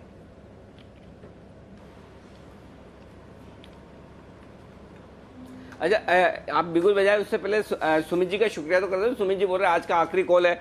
सुमित जी जा रहे हैं क्या आप? नहीं अनिल जी, 3:20 हो गया। मैंने कहा अभी आप स्ट्रेटेजी दोगे और तब तक क्लोजिंग सेशन हो जाएगा। अरे ऐसा कैसे? अरे एक्सचेंज तो चालू है, 3:30 तक कोई भी कुछ भी आ सकता है। कॉल देखिए, चार्ट पर ब्रेकआउट, सुमित जी का सैटेलाइट, किसी भी एक्सपर्ट का कॉल कह के नहीं आता है, ये कभी भी आ सकता है। तो इसके लिए तैयार है। वो कहते थे कि वो 3 चीजें कहकर नहीं आती है, एक तो अतिथि मेहमान, दूसरा कस्टमर ग्राहक, और तीसरा मौत। ये कभी भी आ सकती है। वैसे ही आप लोगों की कॉल्स उसमें चौथी जोड़ दीजिए, कभी भी आ सकती है। ठीक है, सैटेलाइट न दे, BTSCT तो आ ही सकती है, और मेरा भी 2000 भी अब आ चुका है। तो अब आप बिगुल बजा दीजिए। बजा दिया क्या बिगुल? वैसे दीप बजा दिया, मेरे को ऐसा फील क्यों आ रहा है? बजा है क्या? नहीं जी, नहीं अनिल जी, इंतजार है। अब बजाते हैं बिगुल कल के 2000 का।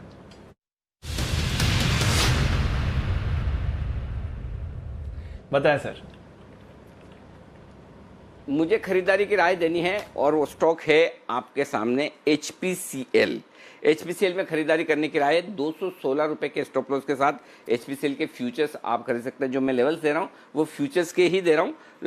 227 और 235 के टारगेट के लिए यहाँ पर आपको खरीदारी करनी है HPCL में। और खरीदारी इसलिए करनी है दीप के देखिए, BPCL बहुत तेजी से भागता हुआ नजर आ रहा है, और यहाँ पर HPCL में भी मुझे लगता है कि फॉलोअप मूव आएगा। BPCL और शिपिंग कॉर्पोरेशन जैसा अभी सुमित जी ने भी दिया, ये सब डाइवेस्टमेंट कैंडिडेट है। और अभी अभी पेट्रोलियम मिनिस्टर की तरफ से बयान भी आया कि सरकार कमिटेड है BPCL के डाइवेस्टमेंट को लेकर। तो उस लिहाज से थोड़ा सा माहौल बना है बीपीसीएल के लिए और बीपीसीएल तेजी से भागा है, लेकिन मुझे लगता है कि अगर खाली बीपीसीएल का डाइवेस्टमेंट होगा और बीपीसीएल भागेगा और बीपीसीएल अच्छे लेवल्स पर पहुंचेगा तो एचपीसीएल भी कोई पीछे रहने वाला है नहीं। और पेट्रोल डीजल के दाम तो आपको पता ही है रिकॉर्ड हाई पर पहुंच चुके हैं, मार्जिन इनके बरकरार हो चुके हैं। तो ये एक स्टॉक है जहां पर आपको खरीदारी करनी है। 216 का स्टॉप लॉस लगाइए, 227 और 235 तक के टारगेट के लिए एचपीसीएल में खरीदारी करने की राय है हमारी तरफ से। जी दीप।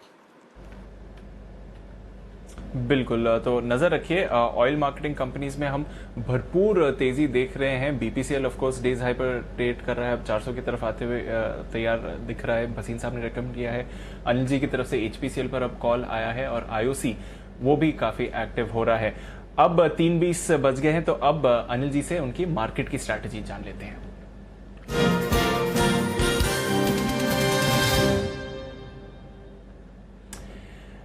अनिल जी, डाउ फ्यूचर से अब और सहारा आते हुए मिल रहा है। जब हमने लास्ट टाइम आपकी स्ट्रैटेजी ली थी तब डाउ फ्यूचर्स 150 अंक नीचे थे, वहां से और 50-55 अंकों की रिकवरी हुई है। अब डाउ फ्यूचर्स लगभग 90-100 अंक नीचे हैं, तो थोड़ी और रिकवरी वहां से जरूर हमने आती हुई देखी है। इसके अलावा जो यूरोप के बाजार हैं अभी भी मजबूती में है, थोड़ी और तेजी पकड़ ली है। अब 1 से 1.5% ऊपर आपको यूरोप के बाजार भी दिखेंगे। तो धीरे धीरे करके ग्लोबल क्यूज थोड़े और पॉजिटिव हुए हैं सर। बिल्कुल, तो ये है आपके लिए ग्लोबल क्रूज। और मुझे ऐसा लग रहा है दीप, थोड़ी देर है ना, अगर हमारे मार्केट 3:30 बजे के बजाय 4-4:30 बजे तक खुले रहेंगे तो पता चला डाउ हमारे को देख देख के ही हरे निशान में आ जाएगा कि बोले ये तो गिरते ही नहीं है, हम गिर के क्या करेंगे। तो वैसा हाल है। तो बट एनीवे अच्छी बात है कि यहाँ पर आपको तेजी होती हुई दिख रही है, थोड़ी रिकवरी होती हुई दिख रही है। हमारे बाजार डे हाई पर हैं, अभी अभी 10,409 का हाई इंट्राडे का निफ्टी ने बनाया है और बैंक निफ्टी अब 21,650 के ऊपर ट्रेड कर रहा है। तो अब रहा सवाल सबसे पहले कि कल के लिए क्या किया जाए। 10,400 के आसपास बंद हो रहा है, ये न्यूट्रल क्लोजिंग है, बुरी तो बिल्कुल भी नहीं है।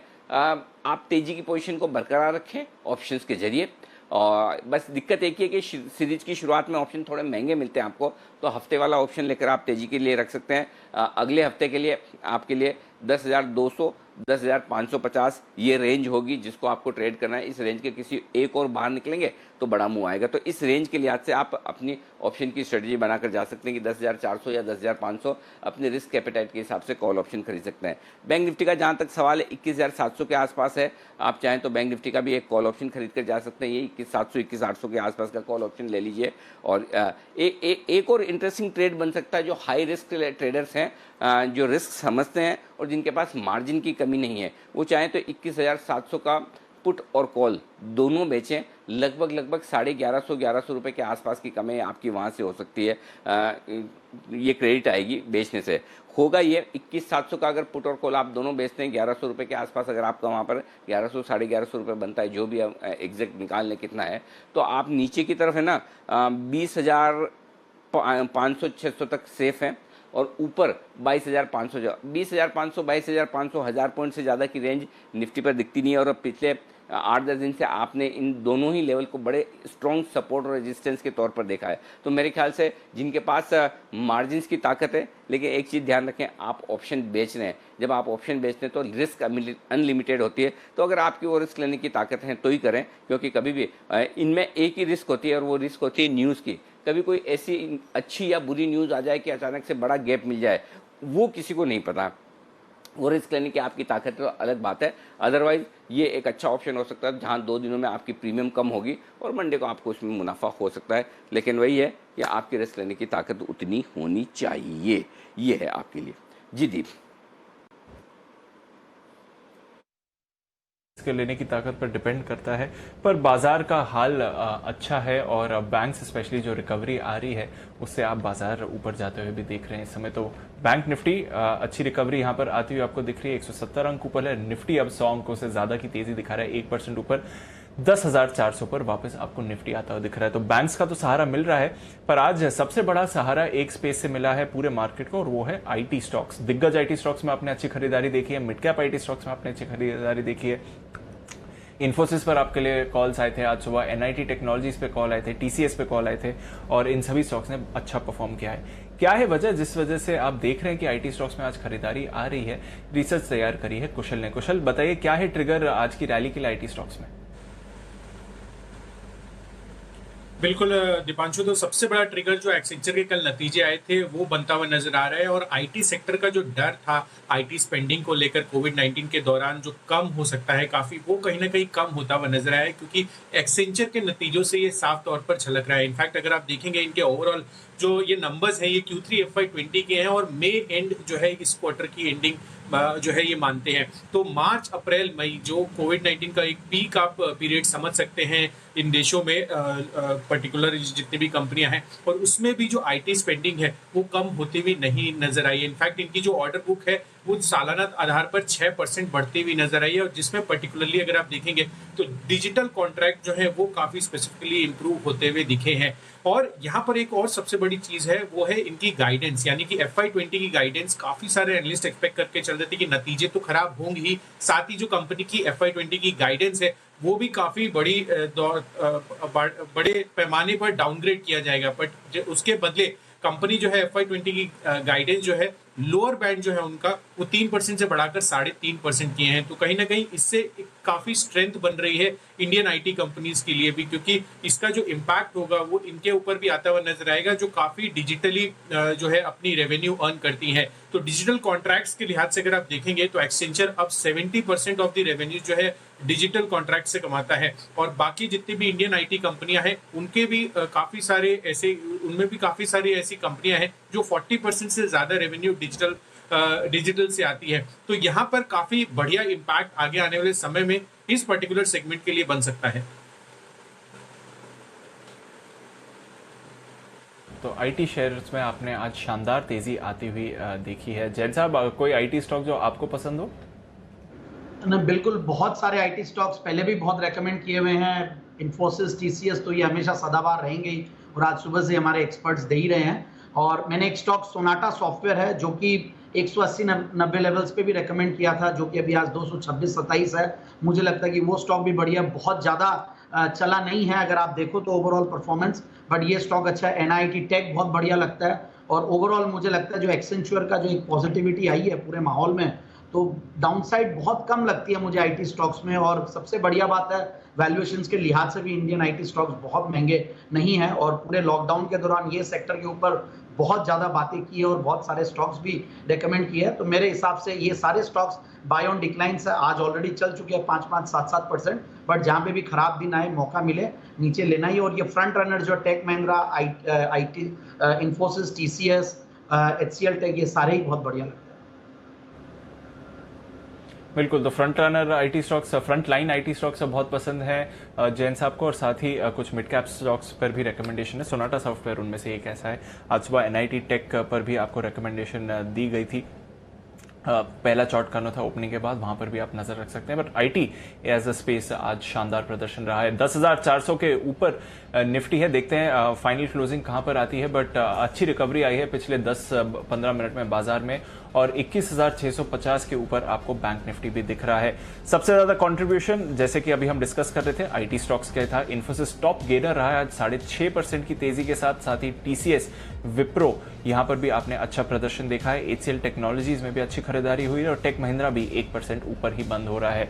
इसके अलावा ऑयल मार्केटिंग कंपनीज जिसकी बात हो रही थी, BPCL 6.5% ऊपर, IOC यहां पर भी आपने 4.5% की तेजी आती हुई देखी है। इंडसइंड बैंक यहां पर अच्छी खरीदारी देखी, लगभग 4% ऊपर था ये स्टॉक। HDFC बैंक एंड में यहां पर एक अच्छा अपमूव आया, और इसकी वजह से निफ्टी में भी आपने अपमूव आते हुए देखा। रिलायंस इंडस्ट्रीज में खरीदारी हुई है 2% ऊपर, 1750 पर वापस। L&T, इसमें अच्छी परफॉर्मेंस हुई और हमारे एक्सपर्ट्स की तरफ से आपको बाय कॉल भी आती हुई दिखी है। Coal India, Tata steel, Hindalco, Eicher motors, Bhasin साहब की pick, Zee entertainment, Shree cement, ONGC, इन सभी स्टॉक्स में अच्छी खरीदारी आई है। वीकनेस रही जहां तक बजाज फाइनेंस का सवाल है, 3000 के नीचे फिसला। ITC, भारतीय Infratel, Kotak bank, Tata Motors, M&M, Titan, HUL और हीरो मोटोकॉर्प। HDFC लिमिटेड भी आज थोड़ा बैकफुट पर आपको ट्रेड करता हुआ दिखा। जहां तक वायदा कारोबार का सवाल है, काफी सारे स्टॉक्स में हमने भरपूर एक्शन देखा। NIT टेक्नोलॉजीज सबसे आगे रहा। टाटा पावर में आज फ्रेश खरीदारी आई। उज्जीवन यहां पर अपने अच्छा मूवमेंट देखा। माइंडट्री, साथ ही ACC, JSPL, कंटेनर कॉर्पोरेशन नतीजों के बाद, federal bank, Shriram transport finance, Petronet नतीजों से पहले कमिंस, रैमको सीमेंट और साथ ही ग्रासिम, इन स्टॉक्स में बढ़िया एक्शन था। दूसरी तरफ आपने गिरावट आती हुई देखी अपोलो हॉस्पिटल्स, नतीजों के बाद शार्प गिरावट आई लगभग 4% की। अशोक लेलैंड, यहाँ पर भी नतीजों का नेगेटिव रिएक्शन रहा। साथ ही नतीजों से पहले आईटीसी, जैसे मैं डिस्कस कर रहा था, यूनाइटेड ब्रूअरीज, बीएचईएल थोड़ी मुनाफा वसूली आती हुई दिखी। चोला इन्वेस्टमेंट पर थोड़ी कट्स थे। Godrej properties, Punjab national bank, PVR, Berger paints, Bharat forge नतीजों से पहले डीएलएफ, आरईसी और यूनाइटेड स्पिरिट्स में हल्की सी गिरावट थी। बट अनिल जी, 2-3 दिनों के पॉज के बाद वापस 10,400 पर निफ्टी की प्रोविजनल क्लोजिंग है सर, 21,660 पर बैंक निफ्टी की है और आखिरी घंटे में एक अच्छी रिकवरी आई, बल्कि आखिरी 15 मिनट में तो भरपूर एक्शन रहा सर। बिल्कुल, और बेहतरीन तेजी की कोई कंप्लेन नहीं, इससे बढ़िया आपको मिल नहीं सकती। दीप देखिए, हफ्ते के आखिरी दिन डाउ फ्यूचर्स 100 पॉइंट नीचे थे, उसके बावजूद कॉन्फिडेंस के साथ बाजार बंद हुए। 21,500 के ऊपर बैंक निफ्टी की क्लोजिंग, 10,400 के नज़दीक निफ्टी की क्लोजिंग, बहुत ही बेहतरीन। 6 बजे वाला शो शाम का मैं आपको बता दूं क्या होने वाला है खास, वो बताऊं उससे पहले एक बार फिर से दर्शकों को याद दिलाना ज़रूरी है। नतीजों के लिए आज से हम बड़ी खास पेशकश आपके लिए लेकर आ रहे हैं, और वो है हर रोज़ सुबह 8:30 बजे सोमवार से आपको मिलेंगे वरिंदर बंसल, जो पूरी नतीजों का स्कैन करेंगे, एक्सरे करेंगे, आपके सामने रखेंगे किस कंपनी के नतीजों में क्या अच्छा है क्या खराब, ताकि आप इन्वेस्टमेंट डिसीजन सही तरीके से सोच समझ कर ले सकें। तो अगर आप चाहते हैं कि आपका इन्वेस्टमेंट डिसीजन सही हो, फंडामेंटल्स और फाइनेंशियल के बारे में एकदम कॉन्फिडेंट होना चाहते हैं, प्लीज़ ज़रूर देखिए। और ऐसा नहीं कि वो सब बड़े बड़े रिजल्ट्स होंगे जिसमें हमारे जो छोटे इन्वेस्टर्स होते हैं ना वो निराश हो जाते हैं, भाई जैसे मतलब हमारे लिए तो है ही नहीं कुछ दुनिया में। सब लोग है ना वही डिस्कस करेंगे, HUL, ITC, कोल इंडिया, कोई ये तो बताएगा ही नहीं कि कैश मार्केट के स्टॉक्स में क्या रिजल्ट्स आए, कि पता चला कावेरी सीड में क्या रिजल्ट है या प्रिसीजन वायर्स में क्या रिजल्ट्स हैं। इस तरह की जो कंपनियां होती हैं उनका तो कोई रिजल्ट देखना भी पसंद नहीं करता, वो सोचता है ये क्यों देखें, भाई उसके भी तो शेयर होल्डर है, और स्पेशली रिटेल शेयर होल्डर है, उनका ध्यान क्यों कौन रखेगा। तो उनका ध्यान रखने के लिए वरिंदर बंसल आ रहे हैं, वो छोटी से लेकर बड़ी किसी कंपनी का रिजल्ट छोड़ेंगे नहीं। और मैं फिर आपको कह रहा हूँ 8:30 बजे जुड़िए, मैं 1-2 ऐसी नई चीज़ें वहाँ इंट्रोड्यूस करने वाला हूँ, आप देखकर सुनकर दंग रह जाएंगे और आपको मज़ा आ जाएगा। अगले कुछ दिनों में ये चीज़ें आप देखेंगे जिससे कि आपको अपने इन्वेस्टमेंट डिसीजन में मदद मिल सके। हमारा इरादा यही है कि आप किसी पर डिपेंडेंट न रहें, न मुझ पर न किसी और पर। आप खुद नतीजों का विश्लेषण करना सीखें, क्या अच्छा है क्या ख़राब है, किसी कंपनी में अच्छा क्या है बुरा क्या है, ये आपको आना चाहिए। और इसकी तरफ हम एक कोशिश और बढ़ा रहे हैं ताकि आप सेल्फ डिपेंडेंट हो, न कि डिपेंडेंट ऑन अदर्स। ये चीज़ हम कोशिश कर रहे हैं। तो अभी मुझे ट्विटर पे मैसेज भी आया है, प्रीतेश सिंह कह रहे हैं कि मंडे को वरिंदर जी ITC से शुरू कीजिए। प्रीतेश जी, ITC तो हो गई, ITC के अलावा भी सब कुछ होगा, चिंता मत कीजिए, आप ज़रूर देखिएगा, मिस मत करिएगा। आइए शाम के 6 बजे वाले शो के बारे में मैं बता दूं आपको। पहले अमेरिकी सरकार का जो हेल्थ डिपार्टमेंट है,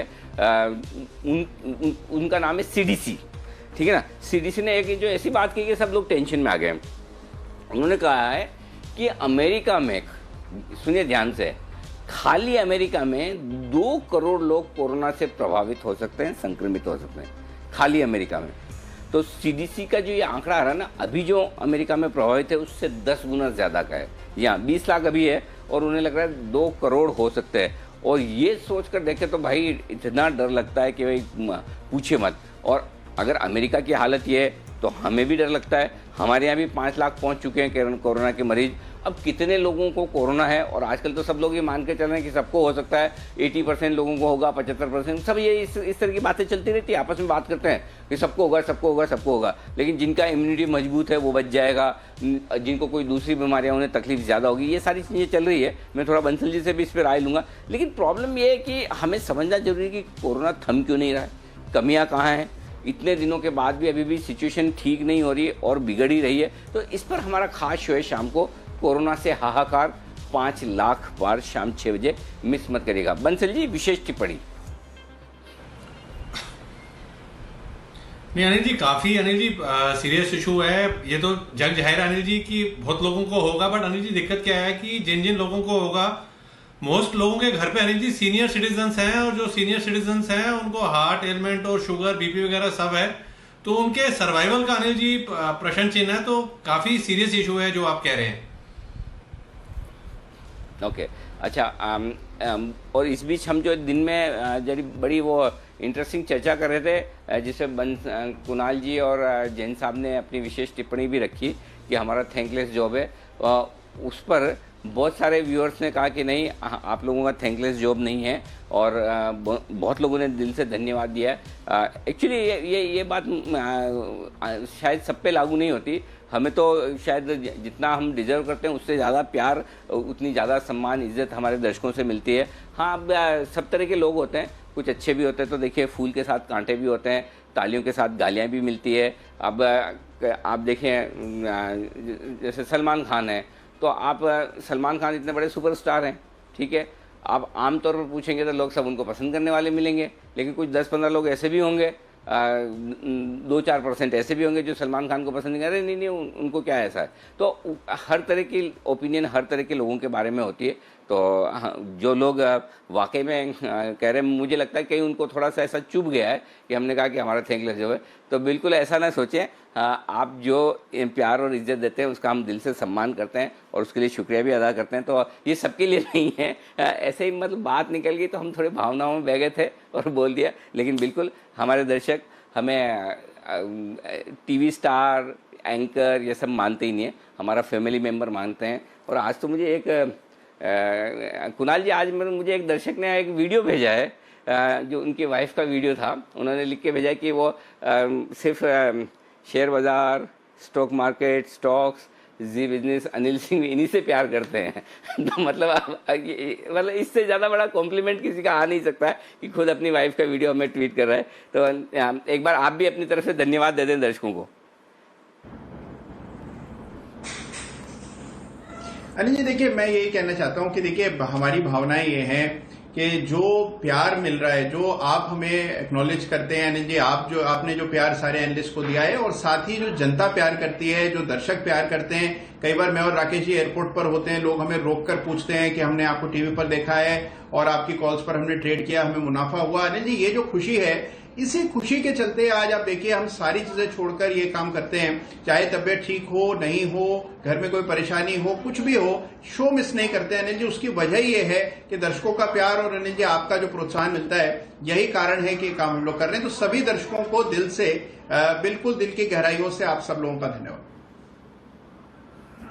और बिल्कुल मैं भी अभी आपसे ये याद अच्छा दिलवाया, अभी मुझे भी है ना, आज मैं सोच रहा हूँ आज मैं योगा स्किप कर देता हूँ, शुक्रवार भी है, वीकेंड है, चीटिंग डे रखता हूँ, क्योंकि अब मैं है ना अभी इसके बाद एक 4 से 5, 5:30 तक मुझे MS टीम्स पे एक हमारी ऑफिस की मीटिंग करनी है, और वो मीटिंग करने के बाद मैं सीरियसली सोना चाहता हूँ। अब मुझे लग रहा है शो खत्म करने के बाद सोने की ज़रूरत है। कल रात तो NSE ने नींद उड़ा दी, डेटा फाइल बहुत लेट आई, उसके बाद एनालिसिस किया, फिर नींद आई नहीं। हाँ, लेकिन किरण जी कुछ कहना चाहते थे। किरण जी। अनिल जी, स्टॉक मार्केट में 2 तरह के लोग होते हैं, एक पेसिमिस्टिक है, ऑप्टिमिस्टिक। तो पेसिमिस्टिक का नॉर्मली अगर देखा जाए तो वो प्रतिशत सिर्फ 1 या 2% ही होते हैं, और एक अंग्रेजी में कहावत है, empty vessels make more noise. तो वो जो पेसिमिस्टिक है वो खाली पीली बहुत आवाज करते हैं, उसमें बहुत परेशान होने की जरूरत नहीं। हम सब बहुत अच्छा काम कर रहे हैं, वो काम कंटिन्यू करता रहना चाहिए।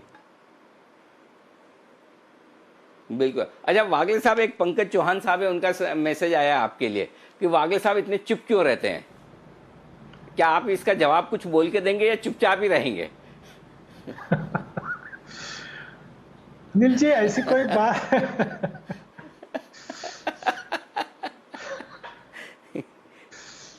नहीं अनिल जी, मेरे पास कोई जवाब नहीं है अभी। देखिए, आप तो समझते हैं जब मैं स्टूडियो में आता था तो बात कर सकता था, घर में ज्यादा बात करने की आदत है नहीं। आप समझ गए मैं क्या बोल रहा हूँ। बिल्कुल, मतलब आपको मैं एक फॉर्मूला देता हूँ, मेरी तरह शो करते वक्त है ना, कमरा अंदर से बंद करके फिर करिए, शायद हो सकता है इससे आपकी आवाज खुल जाए। तो ये तरीका हो सकता है। लेकिन चलिए, मैं एक आइडिया है अभी आप सब लोगों से बात करते हुए, और जरा इस पर बंसल जी जरा गौर फरमाइएगा। क्या हर शुक्रवार को, और मैं दर्शकों से भी पूछना चाहता हूँ, क्या हर शुक्रवार को बाजार बंद होने के बाद 3:30 से 4 बजे आधा घंटा क्या इसी तरह की गपशप, बातचीत, चर्चा, मार्केट की हल्की फुल्की, थोड़ी अपनी लाइफ की, क्या इस तरह की कुछ शुरू की जाए क्या? बंसल जी, क्या कहना है आपका? नहीं बिल्कुल अनिल जी, शुरू करनी चाहिए और काफी अच्छा रहता है। मतलब कि जैसे आप कह रहे थे थोड़ी देर पहले भावनाओं में बह गए, तो अच्छा अनिल जी इनिशिएटिव है, सब एक दूसरे के बारे में ज्यादा जानेंगे। जी जैन साहब कुछ कह रहे हैं। जी जैन साहब। बिल्कुल बिल्कुल अनिल जी, ये बहुत अच्छी इनिशिएटिव रहेगी और ये चर्चा तो करनी चाहिए हमें। और कुछ तो देखिए, आप वैसे भी 8-10 मिनट आजकल एक्सटेंड करने लग गए हैं और 6 बजे वाले शो की भी डिस्कशन होती है और जनरली बहुत अच्छा लगता है। एंड मुझे लगता है कि 3:30 to 4 एक एक्सटेंडेड वीकेंड एक माहौल बन जाएगा और मुझे लगता है कि एक्सटेंडेड वीकेंड शो हो गया अपने लिए and it's a good idea. और कुछ पर्सनल चीजें या कुछ ओवरऑल, आप तो वैसे ही माहिर है इस चीज में, माहौल, और तो ऑलरेडी आपको चेहरे से ही बन जाता है, हम तो देखते हैं तो ही खुश हो जाते हैं। ये देखो हमारे मतलब वो आपने कहावत सुनी है सुमित जी कि गांव बसाने लुटेरे पहले आ गए, सुनी तो होगी, राजस्थान में आप पहले बड़े तो पक्का ही सुनी होगी। तो वैसे ही शो की प्लानिंग हुई नहीं है अभी तक पूरी ढंग से, और देखिए नाम आ गए हैं, मार्केट बंद मस्ती चालू। सोचिए नाम किसने भेजा होगा? आशु मदान साहब ने। देखिए तुरंत प्रभाव से आशु जी तैयार है, बोलिए कि मार्केट बंद मस्ती चालू। तो ठीक है, अब आशु जी भी कह रहे हैं तो इस पर कुछ ना कुछ सोचा जाए। तो मेरी सारे दर्शकों से गुजारिश है कि भाई पहले तो आप अपनी राय दें, क्या इस तरह का कोई शो बनाएं? पहली चीज बनाए तो उसमें आप क्या देखना सुनना चाहते हैं, दूसरी चीज, और तीसरी चीज नाम क्या रखना है। अब ये इसके पीछे मेरा मकसद है कि देखिए सारा काम आप ही कर लेंगे, हमें आगे फिर कुछ करना ही नहीं पड़ेगा, सारे तीनों चीज आप बता दीजिए, मैं शो बना देता हूँ जी। तो ये प्लान कर लेते हैं जी। सुमित जी इस पे कुछ जोड़ना चाहते हैं? सुमित जी बोलिए। जी अनिल जी, ये बहुत बढ़िया आइडिया है। इसमें हम सबको भी थोड़ा सा रिलीफ मिलेगा, थोड़ा सा टेंशन फ्री माहौल जो पूरे हफ्ते गुजरता है उससे एक सुकून मिलेगा। और मेरे को 100% यकीन है कि लोगों को भी वो आधे घंटे वाला जो आप गॉसिप बोल लो या मजा मस्ती बोल लो, वो सबको मजा आएगा।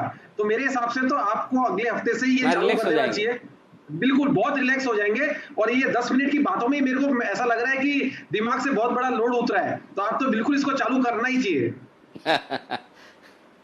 हाँ ये बात सही है, स्ट्रेस फ्री तो हो जाएंगे बिल्कुल। ये सोचा जा सकता है। एक चीज़ और मैं हमारे दर्शकों को बोलना चाहता हूँ कि जो लोग टीवी पे आते हैं ना, आप प्लीज़ उन्हें स्टार मत समझिए, हम भी आप ही की तरह हैं, आप जैसे ही हैं, कोई फ़र्क नहीं है हमारे में आप में। जब भी आमने सामने मिलोगे ना वैसे ही दिखेंगे। तो ये मत समझिए कि हम बड़े स्टार, और हमें भी अपने आप को बड़ा स्टार है, हम भी हमें भी यही समझना चाहिए कि हम भी आप जैसे आम इंसान हैं। तो ये जो एक वो बड़ा लोगों ने पिछले कई सालों से, दशकों से ना, वो एक फ़र्क बना के रखा है। मतलब टीवी पे या फिल्मों में आने वाला आदमी इतना बड़ा, आप कई सारे फिल्म स्टारों से मैं तो बहुतों से कई बार कितनी बार मिल चुका हूँ, आमने सामने मिलेंगे आपको लगेगा भाई नहीं ये यही इतना बड़ा स्टार है। तो इसलिए हम में आप में कोई फ़र्क नहीं है, और वो फ़र्क मैं ख़त्म भी करना चाहता हूँ। जितना आप और हम नज़दीक रहेंगे एक दूसरे के, आज आप सब लोग जानते हैं हमारे बारे में, हमारी फैमिली में कितने मेंबर है, क्या खाते हैं, क्या पीते हैं, क्या पसंद है, क्या नापसंद है। तो ये जो इंटरेक्शन है तभी तो एक वो कनेक्शन बनता है दिल से दिल का, तो वो कनेक्शन होना चाहिए। इस कनेक्शन को और मजबूत करने की कोशिश करेंगे। चलिए देखिए, बातों बातों में एक शो की प्लानिंग हो गई, कुछ न कुछ ऐसा प्लान करेंगे, ये आपके लिए ज़रूर बनाने की हम सोचेंगे। आपको 3 काम मैंने दे दिए हैं सब लोगों को। शो का नाम, क्या देखना सुनना चाहते हैं, और शो का नाम, क्या देखना सुनना चाहते हैं। तीसरा, दीप 3 चीजें बोली थी ना, तीसरी क्या थी? देखिए मेरे ध्यान से निकल गया। जी मेरे भी जी वागले साहब बता रहे हैं, वागले साहब शायद बता रहे हैं सर। अच्छा नहीं, वागले साहब बताइए। शो करना भी है कि नहीं अनिल जी? हाँ करना भी है कि नहीं, करेक्ट जी वागले साहब। अनिल जी शो तो करिए, वो अलग बात है, मैं कुछ और बताना चाह रहा हूँ। अनिल जी मुझे ये पता है, और शायद यहाँ पर सबको पता नहीं होगा कि आप एक बहुत अच्छे शायर भी हैं। तो क्यों नहीं अब मंडे से शुरुआत आप दिन की एक शायरी, और आपने एक बुक भी, आपके पास एक बुक भी है, ये मैं अभी आपका पोल खोल रहा हूँ, ऐसे पकड़ के चलिए। तो हर दिन में एटलीस्ट एक शायरी तो हम आपसे एक्सपेक्ट कर सकते हैं।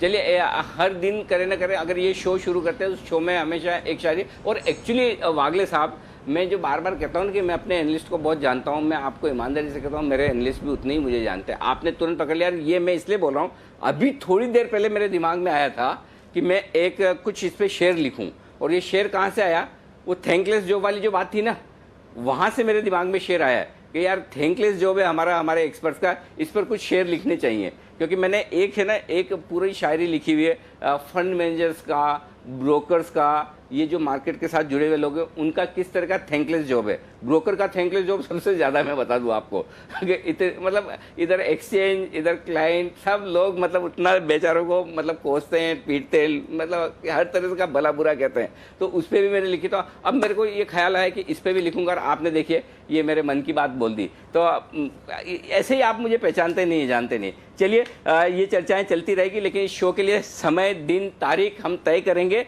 और आप बताइए अब शो करना है नहीं करना है? करना है तो आप उसमें क्या देखना सुनना चाहते हैं, और तीसरा शो का नाम लिख के भेजिए और हम तुरंत इस पर प्लान करेंगे। चलिए आप सब लोगों का बहुत शुक्रिया। हल्के फुल्के नोट के साथ हम इस हफ्ते की करते हैं समापन। मार्केट में मीठा ही बंद हुआ है और अच्छा ही बंद हुआ है। अगले हफ्ते फिर अच्छी आपसे मुलाकात होगी। तब तक के लिए हम सबको इजाज़त दीजिए। थैंक यू वेरी मच, शुक्रिया। Have a nice weekend. अच्छे से रहिए, अच्छे से वीकेंड मनाइए। Thank you.